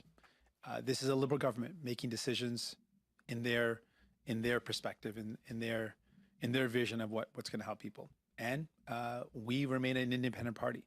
We would not do the same things that this government's doing. We made it really clear. Right now, at a time when people are struggling and they can't afford groceries, they can't afford gas, and they're worried, literally worried about losing their homes, we contributed to it. And that we need to send direct financial support to Canadians. And we can do that in a way that lessens the blow of the inflation and does not contribute to it anyway. We've laid forward clear steps supported by economists of redistributing wealth to those who need it most, putting money directly into pockets of Canadians who are having a hard time paying their bills. And that would be something that would help people right now. Given the recent reports, we've heard 1 in 4 Canadian is worried about, or is not worried. 1 in 4 Canadians. Oh, that's not the question. That they want their members who were unvaccinated and who were put on leave because they were unvaccinated to be reimbursed, essentially to be made whole for that time that they were unpaid, in part because they say for the members who could work from home, it was an unfair mandate rule. Do you believe they should be reimbursed? What's your position? In terms of folks that were unable or were not working because they were not vaccinated, absolutely they should be able to get back to work. I think that now that the mandates are no longer in place, the idea of them going back to work is something I support. In terms of the compensation for the time off, that's not something that, that's not a position that we've taken. Our position is that now that the mandates are lifted, that workers should be able to get back to work. Okay, just so I'm clear, you then are supportive of the fact that they were put on unpaid leave and it should remain unpaid. Yeah, our position is that when there was healthcare measures in place, people had the choice to follow those and to continue to work, and those who made the choice not to, that's their choice. But at this point, if there's no longer mandates, they should be able to get back to work. And I don't know if other colleagues have any other questions, but she's exacerbated. You hear it in her voice? She's just completely in shock that the leader of the essentially the union party, the party who's, you know, in bed with all the unions, is like, yeah, no, we're not going to support the workers that were totally hooped by the government here. She is completely just shocked by that. I just want to bring that back for a second here because that is just absurd. Made the choice not to. That's their choice. But at this point, if there's no longer mandates, they should be able to get back to work.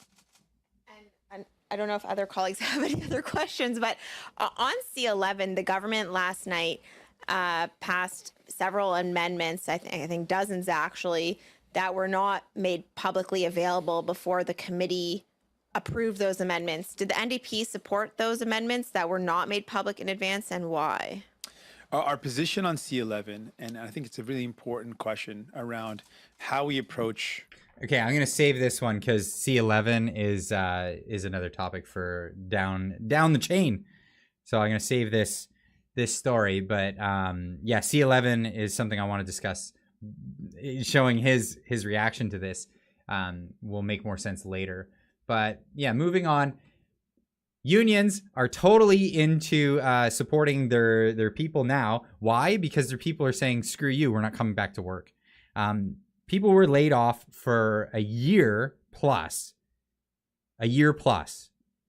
without pay.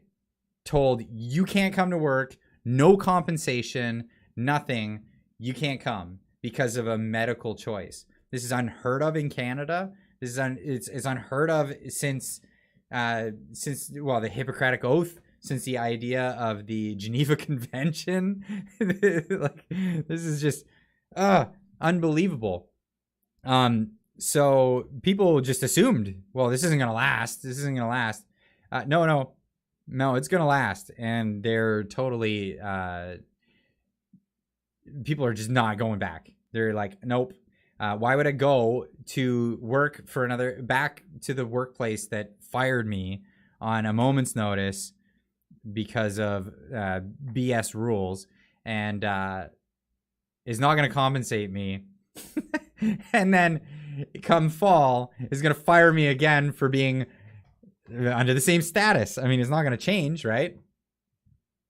It's unbelievable. Nurses unions in Alberta represent the government, not the workers. Absolutely. It's like when the union boss is the same as the boss. What good is that, right? What good is that? And I'm not a union guy. I've never been a union guy. So you're not going to get that out of me. But here comes Mr. This is why you shouldn't go back if you were even thinking about going back. But if you've been off work for a year with no pay, I'm sure you've gotten yourself another way to pay the bills. What we also know from Dr. Tan and every other expert on COVID-19 is that although 2 doses still protects significantly well against severe disease and death, 2 doses are not enough now to protect against infection and transmission. And that is why we are transitioning now to an up-to-date vaccination definition of what it means to be adequately protected against COVID-19. Fully protected with 2 doses doesn't work anymore. Dr. Tam said that last Friday. It's now up-to-date vaccination that needs to be used when you talk about what Canadians should do. Okay, so he repeats himself. The Trudeau's death minister, Jean-Yves Duclos, says 2 doses of the COVID vaccine doesn't work anymore. Well, people have been saying that for a while. Justin Trudeau said that over the weekend when he declared himself a new COVID patient. But I digress. The government is transitioning. Transitioning's kind of a new thing, hey? I'm transitioning into the new definition of fully vaccinated. So basically more people are going to be in the unvaxxed camp after the fall. Well, as over the summer and then into the fall when the suspension gets lifted. Now this is the thing. The language matters. When they say they didn't say we're lifting the mandates. They said we're suspending the mandates. So it's a linguistic thing. It's a little trick of words. But like I said before, there's nothing more permanent than a temporary government measure. They brought on mandates and they're suspending them That means that the mandates are a permanent thing. That's what that means. It means mandates are a permanent thing. They're suspending them momentarily because the political pressure is too great. That's what's going on. So they'll be back in the fall. Guaranteed. This is why we got to keep the heat on. We got to keep that heat going. John Michelson, you did a video about C. Freeland not answering during Q&A. How can anything get done when that kind of schmarmy behavior is not stopped? It needs to be a character witness kind of thing. In my opinion, the government needs to get sued. So these hearings, they're not binding, you know, well, at least as far as I know of, they're not binding. They're, I don't believe that they're under oath when they're taking their testimony. So correct me if I'm wrong, because I could be wrong on this. I don't believe that they're under oath when they're doing these testimonies, but all she's doing is not answering the questions. Absolutely, in the hearing, by her not answering the questions, smirky behavior. Yeah, she's snarky. She's got the snark. She's schmarmy. That's what it is. So she's absolutely being schmarmy about it. I said in my video, it's horrible behavior. It doesn't do you any service. All it does to serve a person when they behave like that, with this smarmy attitude, is it gives himself a dopamine hit of being like, look at me, I'm so awesome. And it might encourage her friends or colleagues that like her. She should not be finance minister. I agree with that. But yeah, no, the smarmy behavior only makes her look worse and only makes people hate her more. And people who are indifferent hate her in the first place. And that's a thing that's going on, and that's why Rex Murphy was saying the Marie Antoinette analogy, because she's just so schmarmy. It generates involuntary bodily movements in me, like just the cringe from the schmarm. You know, I can't deal with it. It's really, really difficult for me. But yeah. She's terrible. But here's the point. Her testimony only led credulity to the argument that there was no reason. They didn't demonstrate any reason why they needed the Emergencies Act. So there is that. By her playing this like, haha, I'm not here to represent CBC, literally gave credulity to the fact that the articles were retracted. The statements in the articles were retracted. People say redacted, retracted. They pulled it. They pulled it from the news shelf. Like they 1984 style removed the language from the articles when they were saying that they were funding terror. She herself said that it was terrorist funding, and that was the language that she used to push forward the invocation of the Emergencies Act and the justification for it, which needs to be demonstrably given credulity for the invocation of the act. You have to demonstrate that it's needed. So if it's not needed and you have other means of doing things, which the police force were clear in that they had other means and other ways of doing things, they did not need the Emergencies Act. So in her testimony, that's what we got out of it. Anyway, how do we get onto that? Back to what we were talking about. They're changing this. You got that right. She literally drove the bus over those she threw under it. Yeah, she totally did. But that's where we're at. Derp to derp. Where was I? We're transitioning what it means to be fully vaccinated, as this guy said here. But this is the plan. And where was I going next with that? I gotta get my mind straight. Oh yeah, it brings us back to this interview. The news organization that everybody loves to hate and wants to demonize, Rebel Media, had a interview, and I forget his name, Keith Wilson. There we go. Where in the interview, so I'll bring you back the backstory. Keith Wilson was the lawyer for Tamara and BJ Dichter and the organizers of the Freedom Convoy, and he's also representing a whole bunch of other cases. In the case with Brian Pecton, he's the representative. He's the lawyer there, and they're suing the government for the travel restrictions. Now, in that, they're able to do cross-examination, and this is why I was getting into the way we can fix that schmarm in Chrystia Freeland is sue her. We need lawsuits. Peckford, why did I get it way off? Picton, what am I talking about? Brian Peckford. Thank you, chat.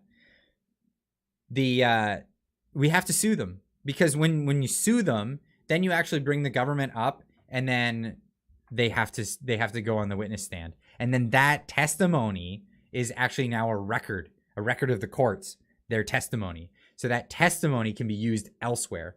So they have to be very careful of their wording, and someone's schmarminess in their testimony at a conference like that, or an inquiry, that can be brought up as character witness in an actual lawsuit. So if we sue, that's what needs to be done.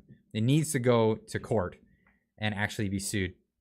But I wanted to bring this story up because Keith Wilson, the lawyer for Brian Peckford, thank you, chat, for letting me get that right, had some interesting things to say about what the epidemiologist for Public Health Agency of Canada never recommended in his cross-examination. Here we go. Of Canada lawyers. Now, I know there's certain things you're not at liberty to tell us about because you have you want a good working relationship with the other lawyers, and there's certain things that are confidential. But is it true to say they wanted you to abandon this lawsuit? Can you talk about that? Yeah, I mean, they've taken the position that because the travel mandate forcing millions of Canadians either into vaccination or depriving them of their fundamental rights of mobility and flying, that they say we should just drop our charter challenge and drop our court case because the government's now suspended that mandate. And we said no. Our intention is to proceed with the case. This is clearly something the court needs to rule on. The government said numerous times, the various ministers in the press conference today, that they will re-invoke the travel mandates without hesitation. They will re-invoke the federal worker and the airport worker mandates without hesitation. So we're going to take them on their word, and we want this to go to court. Okay, so that's getting into what I had to say earlier, and that is that absolutely, they're going to bring them back. They're going to bring back all of these mandates. It's all going to happen again. If you believe otherwise, you're mistaken, and you got your hopes up. This is why we got to continue this fight. We got to keep going at it, because they're just going to keep coming with it. Like I said, it's a suspension of a measure. That means that the measure they intend it to be permanent. They want to keep that infrastructure in play so that they can just keep jumping back at it. As soon as they remove it, it's removed, they got to refile and re-bring in and all this stuff they don't want to do. So I'll continue here. Yeah, I mean, I think that was a long shot of the government to try and get you just to walk away. It's an excellent document. Our viewers will remember we went through it page by page. There's important reasons to have this trial, even if the issue feels moot today. As you said, it could come back at any time. The government said that. But we need to learn more. We need to learn on what basis this was made, if it was motivated by politics, which I suspect, because we need to know what the government, how it came up with this. It was all done in secret. There was no debate in Parliament over this. And we need the courts to weigh in on whether or not that's acceptable under the Charter, because we just simply have not had our courts speak out on any of these lockdowns. And this is one of the worst. Okay. Question in the chat. How can we donate to this lawsuit? I don't know if this particular lawsuit is done through the JCCF. So there's a Justice Center for Constitutional Freedoms, and they do a bunch of these lawsuits. I'm not sure if this particular one is through them. I think it may be, but you can go on their website and they'll have a list of the ongoing lawsuits, especially the high profile ones like this. If they're involved in it, the lawsuit will be on there. I think you can donate to particular lawsuits on their website. So you're not just like specifically just giving to the organization as a whole. You can earmark. It is through the JCCF. Okay. So go to the JCCF website, Justice Center for Constitutional Freedoms, and you can donate to this case and help fund it. So definitely recommend doing that. And yeah, get in there, get it. Yeah, not GoFundMe. F GoFundMe, absolutely. And a lot of people have been telling me, get a Patreon. Get a Patreon, Clyde. We want to help support you in what you're doing. Patreon is a lot like GoFundMe, so I won't be getting a Patreon. I'm looking at different options. Some people are saying get locals. That's a way to do it. I've been trying to work with locals, and it's just like another platform. It's annoying to use. Just use PayPal. PayPal's been getting pretty bad at booting people for their politics as of late. So I'm exploring the idea of Subscribestar. I know a lot of people have used that one. So in the meantime, if you want to help support the channel, the super chat, super stickers, super thanks, those all are very helpful. But in the meantime, that's all I've got currently. So OnlyFans. But yeah, I really appreciate all the people that do want to help support what I'm doing here. But yeah, definitely go to the JCCF and help support what they're doing, because they're doing a really good thing. Get a cup of coffee. All right. Will do. I usually have my coffees in the morning. I'm gonna have some wobbly pops here pretty soon. Papa. Oh no. Papa. How did you guys get in here? Papa. How did you guys get in here? Papa. Aka. Yeah, we want to see that. Okay, I'm live streaming right now, honey. Okay. Yeah, Aka. Yeah, yeah, okay. Hey, can you guys get in the house? Okay. How did you get through the door? It wasn't locked. Get out of here. Go on. Love you guys. Yeah. Go on. Bring your brother. Come on. Yeah. You need to get some socks on. Get Get in the house. Yeah, that was a candid moment that you guys got to. Awesome. Right? Amazing. Yeah, so sweet. Yeah, no, my kids are great. But I normally keep the door locked so that they can't get in. I don't know. The wife must have accidentally left that open. Anyway, off to bed. Go on, get. All right, back to it. Happy early Father's Day. Yeah, it's coming up. That's this weekend.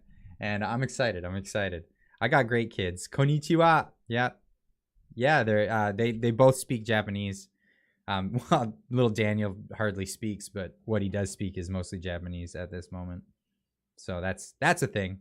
Anyway, back to the story, and getting into what actually was said here, because this, I think, is very important. Oh, they are so cute. You are so fortunate. Thank you, Clyde.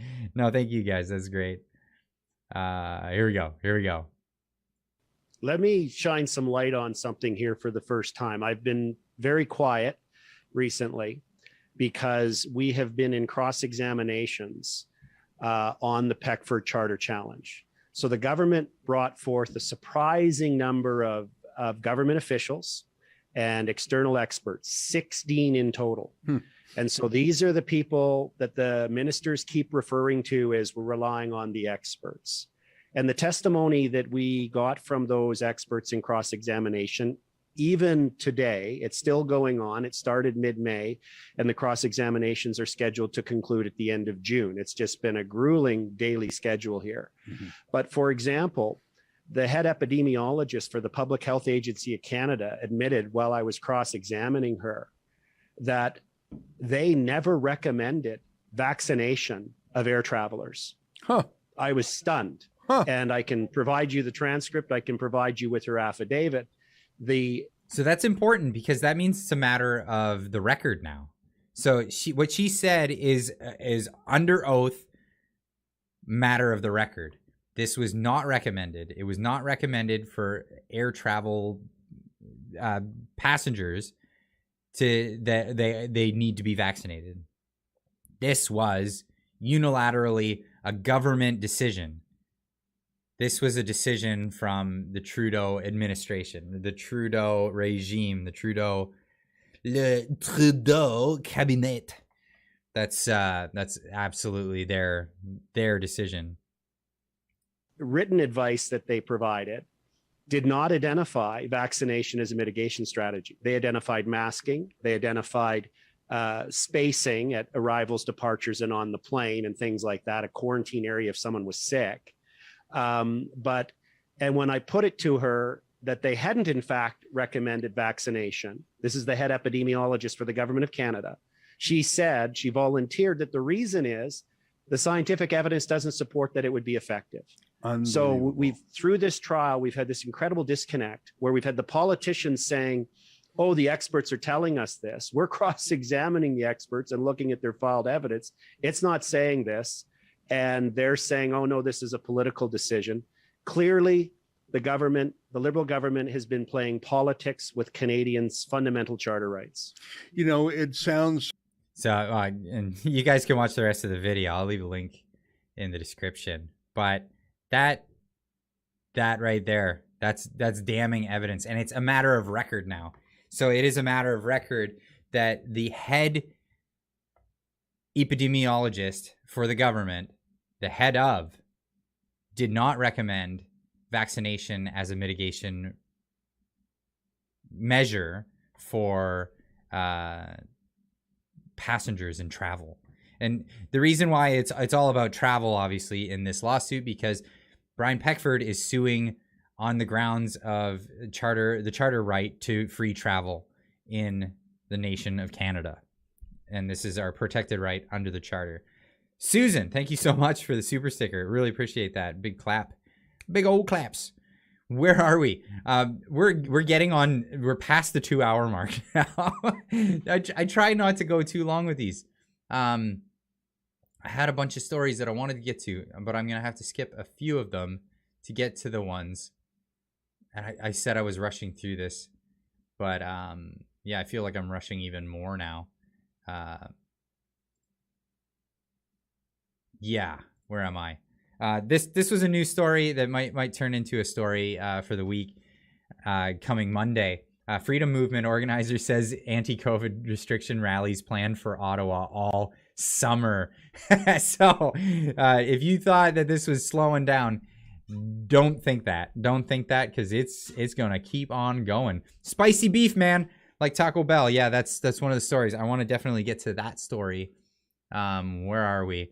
I wanted to get into the Elon Musk story because it was just so funny. The memes were so good, and that's what got into it with the telling people to hit the road story from earlier. But yeah, basically Elon Musk did a meeting with Twitter employees that got leaked by Project Veritas apparently. Oh, gee, mister, thanks, you did something. Welcome to the community, and thank you so much for becoming a member of the channel. Appreciate that. But yeah, Elon Musk was doing a story. Project Veritas broke it, and it was him basically telling the employees, like, get with the program or get out, essentially. And here's what we're gonna do. And then there was breaking leaked internal Slack messages showing Twitter employees' reaction to Elon Musk as it was going on. I'm gonna make sure to turn that music off. But yeah, it's just their employee messaging. But this leaked, so I'm wondering if any of these people have jobs anymore. This is kind of a funny way of outing yourself. Not only did these people out themselves, but apparently the other day SpaceX employees took to social media and broke it out to the news about them saying, "Hey, Elon, why don't you stop messing around on social media and do your job?" Blah blah blah. They got all smarmy with the boss. And I'll tell you one thing: what you don't do is get on social media and be smarmy about your boss. You're probably not gonna come back to a desk with your stuff in it on Monday. And well, that's what happened to a bunch of SpaceX employees. So SpaceX fires employees who criticize Elon Musk, report says. This is from Fox News. I'm not particularly picking from Fox News because they wrote anything great. This was just one of many articles written about it. Some were calling him out for being a hypocrite, which is funny because a lot of people on Twitter in the hyperbolic chamber saying, "So much for free speech, am I right?" And well, so much for what do you mean so much for free speech? They're very different things. So very different things being Elon Musk owns a company. You trash talk the boss, you're probably not going to come back to a job. He also owns a platform. If you're a customer of his and you trash talk him, what's he going to do about it? Kick you off the platform? Well, that wouldn't be very good because, well, that would lead to a lot of other people just leaving the platform because they're like, what, I can get kicked off just for trash talking the guy that owns the joint? Get out of here. Whatever. I'm not going to be a part of that. So very, very different parallels, but people equating them to their own dismay and being wrecked on social media. It's really, really funny. Whatever. Get stuffed, as the kids are saying these days, to those people who trash talk their own boss on social media. Sometimes that stuff comes back around and you don't end up with a job anymore. And that's unfortunate. But let's get on to the spicy beef story because, well, this went around. This and, well, this is pretty crazy. But this was a video that broke on social media and started getting around. And you may not realize what those piles are, but those are piles of cows. Those are actually piles of cattle that suddenly dropped dead. Every one of them just dropped dead out of nowhere. Look at the green pastures behind them where they could feed, and that was their home. Yeah. So we're looking at thousands and thousands and thousands. So obviously we're seeing 10,000 of them from what I heard. Okay, well maybe the number is growing because this is what is been going around on social media. So of course we got NPR and a bunch of others getting right to it. Hey, just in case you heard something, let's get to the story and make sure nobody's catching on to what's happening. Because, of course, the mainstream media is not reporting on this. It's not headline news. This is headline news worthy, but it is not being headline news. This is the spicy beef. Well, why are we calling it spicy beef? Well, we'll find out in a second here.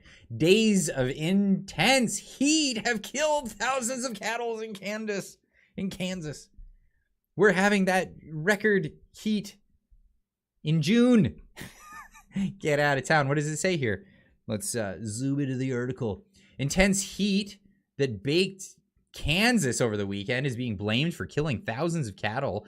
Not anything else. There's nothing to see here, folks. Don't look over here at all the dead cattle in this 100-degree weather. That's pretty nice. That's pretty nice. compared to what it gets in the summertime on the regular. Honestly, really. What do you? Oh, in the chat here, Mike Adams from Natural News did a story, claimed Magnosphere week. What? I don't know about that stuff. Whatever. I'll look into it. Okay. Anyway, a toll documented in striking images on social media. The only reason why they're writing about it and they're not just sweeping it under the rug is because it got out on social media. When people see that many cows dead in one place, yeah, that kind of gets people alarmed a little bit.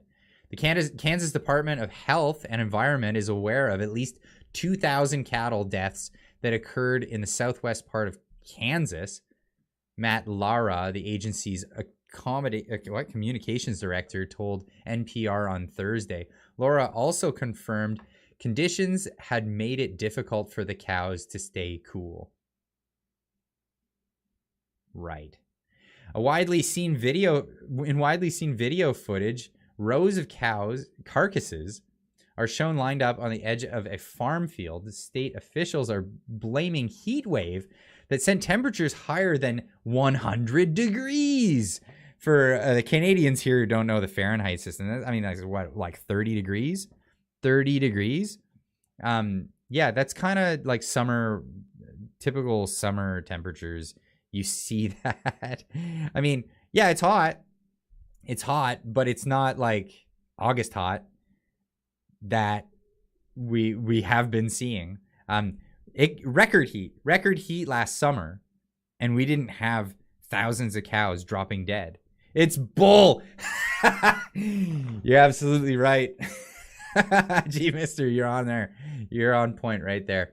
The new losses come as farmers across the Great Plains region are already struggling to cope.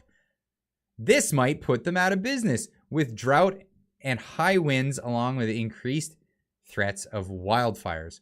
It's hard to get a sense of the scale of the deaths. Yeah, it's hard to get a sense.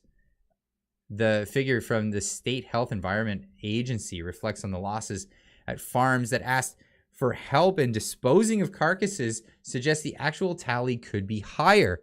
The spokesperson for the Kansas Department of Agriculture confirmed to NPR on Thursday that several weather factors combined, which led to heat stress for cattle that impacted cattle producers. But the representative also noted that the cattle ranches aren't required to report those losses, so we don't have any data about the extent of the impact. Dangerous weather conditions aren't confined to any one county in Kansas where beef cattle dominates the agriculture sector, making it one of the main cattle producing states in the U.S. Interesting that. Nearly the entire western half of Kansas is currently classified as abnormally dry or in a drought, according to the U.S. Drought Monitor website. Heat blasted from under they just keep going on. The animals would have been valued around $2,000 each. That's a big, wow, that's huge. He looks like a Simpsons character. I don't know why. He's got that Bart Simpson mouth. Anyway, my bad. Yeah, booty judge. Alberta fights new labeling ground on meat. And so there's this big fight with the meat industry. And here's where I'm getting at. Here's a list of food processing plants or food-related plants destroyed since POTUS took office. And this list is getting longer every day. Like, this is just insane. This is insane. And we can add this cattle just suddenly dropping dead because of global warming or whatever in June.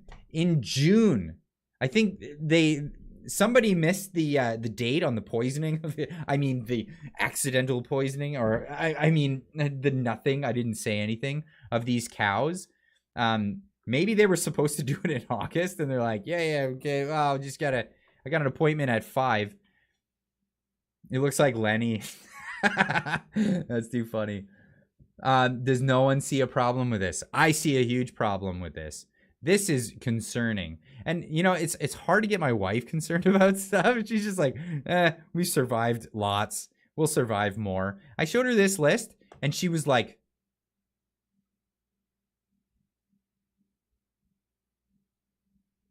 we're stocking up. We're stocking up. This goes right up to the 13th of June. And I'm saying, like, right here, just in June alone, June 2nd, 30,000 ducks destroyed at duck farm, Berks, Pennsylvania. June 7th, a fire occurred Tuesday evening at JBS meatpacking plant in Green Bay. June 8th, firefighters from, I don't know, Tanglefoa Fire District respond to a fire at the Purina feed mill in Arcola. June 9th, irrigation water was canceled in California, #1 producer of the food in the U.S., and storage water flushed directly out to the Delta. What? 6/12, so June 12th, largest pork company in the U.S. shuts down California plant due to high costs. That was the plant that was purchased by a Chinese company a bunch of years ago. That was a contentious thing that happened as well. June 13th, fire breaks out at a food processing plant west of Wapaka County in Wisconsin. This is insane, and nobody's reporting on it. I saw Tucker Carlson talk about it once. What's happening? What is happening here? What is going on? So this is insane. And then we can add this cattle on the side of the farm, cattle dropping dead, to this list. Taco Carlson. Who feeds who? Yeah, right? Who feeds who? And who's been buying up farmland? Well, that's an interesting one. Who's been buying up all the farmland? Deliberate attempt to curb the supply chain that is local. So this is what I was getting into earlier, and I was talking about this idea of population, overpopulation, and food being an issue.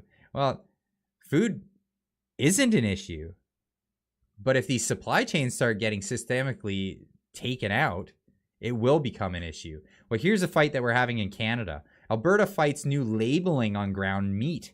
In case you haven't heard of this is the Alberta's beef producers are really struggling with this one. And this is, again, regulatory bodies trying to damage the industry, which they have done. We are at war, Clyde. Spiritual, physical, civic, economical, social, food. Every angle we are being attacked. I absolutely agree with that. God. Yeah, this is terrible. So the Alberta government is calling new labeling on ground meat scientifically baseless. Agriculture Minister Nate Horner said Monday the move would drive up costs of consumers during the period of high inflation that producers who are already struggling would be hit hard. Health Canada will be adding labels to food that contain 15% of your recommended daily intake of sodium, sugars, and saturated fat. So here's, you will eat the bugs, is what they're saying.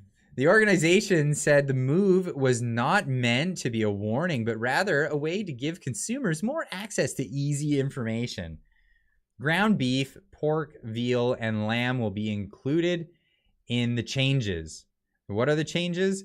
The spirit behind the front of the package labeling policy is to actually make our food healthier, to entice food manufacturers to reformulate products, explained Dalhousie University food distribution professor Sullivan Charlebois.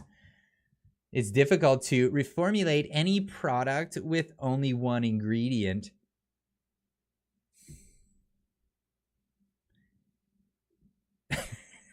This is just so infuriating. This is so infuriating. They're talking about then just exempt foods that only have one ingredient, but they're not allowing for these exemptions. So this is the sophistry of these people. They've got a plan that they're going for, but then they'll give you these stupid arguments. Well, we're doing it so that, you know, people don't eat too many chicken nuggets with bad ingredients. And we're hoping that if we force labeling on these companies, they'll stop putting so much sodium in the nugs. Like, really? This is what they're arguing. But then they're like, we had no idea that this would be used on, you know, just ingredients, you know, beef and pork and venison, veal, these things. No. It totally is. And it's intentional. But this is the sophistry of it. They'll say, no, our intentions were pure. We wanted, yeah. Don't nibble those nugs. No nibble nugs. We need we need to get the flag, and it's no nibble nugs instead of no step on snack. Oh, gee, mister, thanks for the super chat. I'm going to tip my tinfoil hat and say it is the WEF. It probably is. I mean, most of these people are either subsidized by or members of these organizations. These global conglomerate was a conspiracy theory only a few months ago to even talk about existing. But this is a thing. Yeah, is fish next? Yeah, probably. Oh yeah. With the oddly specific $13.99 super chat. Thank you so much. Why would they force people to get vaccinated again when they now working from home? That doesn't make any sense. The original narrative. You're absolutely right. Well, the original narrative. What was the original narrative? We need to slow the curve. Whatever. That was the original narrative. 2 weeks to slow the curve. But then it turned into, once the vax was in, it was like, it'll stop transmission. You said that. You said it would stop transmission. No, we never said it would stop transmission. No, we never said that. Yeah, you did. You said that if you had it, you couldn't catch it. That's not the case either. We never said that if you took the vax, you couldn't catch it. Yes, you did. And these are the narrative. It's just an Overton window. They just keep moving the goalposts. You can't. The game is designed for you to lose. That's why you got to stop playing their games and get into this. You're likely going to see the disappearance of these products in retail because grocers aren't necessarily interested in being seen as an organization selling unhealthy products. According to the Alberta government, Canada sells 28.2 billion in retail meat every year. 15.5% of that, or 4.34 billion, is ground meat.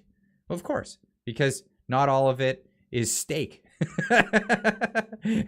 Sorry. And especially in an economic downturn, not all of it's steak. And not all of what you'll be eating is steak either. Get used to the hamburger helper. It's fantastique. But whatever. You deal with what you got to do when you got a budget, right? But they want to, and it's always, why are they always attacking poor people food? Why is our food bad? You know what I mean? Why is it, the lol ground meat, right? Why is it always the stuff that we can afford that's bad for us? Why? Because we want you to eat the bugs. Because by the end of this, you will be eating the bugs. There would be no label on the ground crickets. The move would make Canada the only country in the world to include such a label on ground meat. Ground meat with a warning label that it's not good for you. Producers in Alberta say the change is coming at a time when they're already dealing with multiple challenges. Between the rising costs of electricity, fuel, natural gas, and fertilizer, A severe drought has added water scarcity and increased the cost for animal feed. Many producers have been forced to downsize their herd and sell their cattle. Alberta beef producers, Chair Melanie Woke said. So, what was I going to get into there? We're giving all our water away to Nestle for free. We should stop doing that and send all that stuff to Alberta to water these cows. Multiple food items will be excluded from the new labeling, including dairy, eggs, and most vegetable oils. Wait, we have exemptions, but we can't add meat. Why do dairy, eggs, and most vegetable oils get exemptions? Well, probably because of the canola lobby. That's a pretty big one. And probably because the dairy lobby. I don't know about the egg one. I have no idea. But the dairy lobby, I'll tell you what, Canadians, my Canadian brethren that is here in this live stream with me, if you have not been abroad to taste real cheese and real milk, dairy products in general, you have not tasted real dairy products in general. I used to live in Japan. People would offer me milk and I'd be like, what? I tried it. It's godly. It's godly. I know so many people that a friend of mine's brother-in-law is on a list, or father-in-law, sorry, is on a list because he's known as a cheese smuggler now. Because he unknowingly one time brought too much cheese from the United States, because cheese is better. Guess it. Yeah, it's better in America. But that's a thing. I eat bugs after they're processed by my chickens. There you go. That works. But yeah. The dairy lobby in Canada is so strong. We are in a whitewash of really, really bad milk. Sorry, from Wisconsin. Dairy products are great there. Italian cheese is heaven. I've had Italian cheese. I've had French cheese. There is good Canadian cheese, but they have a cheese mafia. They do. There is such thing as good cheese, but the stuff we normally get is not good. And it turns out the stuff that they put in cheese in Canada to make it bright orange. I didn't know this, but cheese around the world is not bright orange. It's not bright orange. The stuff that they put in cheese to make it bright orange in Canada is actually a known toxic thing, apparently. It's not good for you. It's bad. But hey, anyway. Raw milk is so sweet. I've never tried raw milk. It's on my bucket list. I've always wanted to try it, but apparently it's illegal in so many places. Absurd. But yeah, our meat farmers are under attack right now. But you're in a whitewash of toxic cheese. That's right. Get your bright orange, whatever that is. Once you've had other cheese, oh my God, you just can't go back. The funny thing about in Japan, the milk is fantastic, and the cheese that you can get is really good, but you can only get like a handful of types of cheese. You got like camembert, whatever you call it, all over the place. Hard to find brie. But it's kind of the same thing. Anyway, yeah, not a huge cheese selection over in the Orient, or at least in Japan anyway. But what you do get is fantastic, is really good. The milk is just so good though. But hey, everybody, we've been going for 2.5 hours now. I've covered a majority of the stuff I wanted to talk about this live stream. It's so funny how these streams have been going longer and longer and longer. I just have so much more fun every time we come back and do a live stream. I just have more fun than the last time. So they're just getting better and better all the time. But hey, if you're not a member of the Discord, become a member of the Discord. I hang out in the Discord all the time. I'll be hanging out for a little while in the Discord tonight.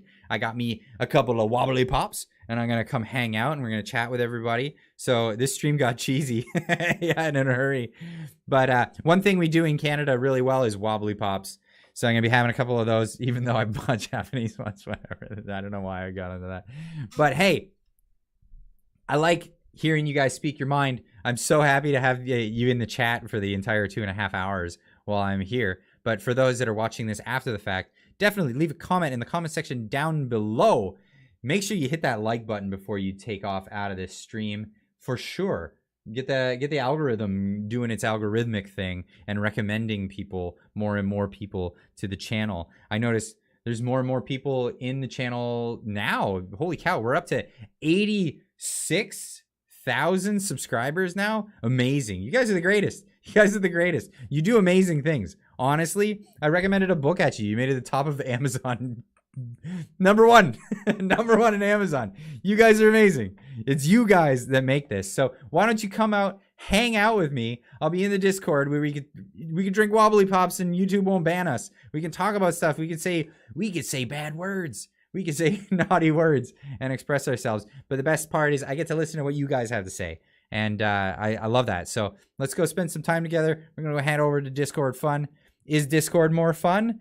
I don't know if it's more fun, but you get to have a good time with more other people as well. There's great conversations happening over there. It's, in my opinion, it's not the same as Twitter, the hyperbolic chamber. It's our own community of our own people. If somebody's misbehaving in our community, see you later. We don't like that. We don't like that. We got some good mods, good people over there. Great conversations happening all the time. Come on over. If that interests you, you're always welcome to come on over and do that. At Clyde, are you going to Ottawa on July 1st? No, I can't afford that. Holy cow. And we have other plans. My birthday, my wife's birthday, our anniversary, and another friend's birthday are all in the same like couple of weeks. So we're doing it all during the Canadian Canada Day weekend. We're doing it all in a second. We're going to the Canada Day parade, local one in town here because I love my local peeps. We're going to be celebrating with our local people here in my hometown.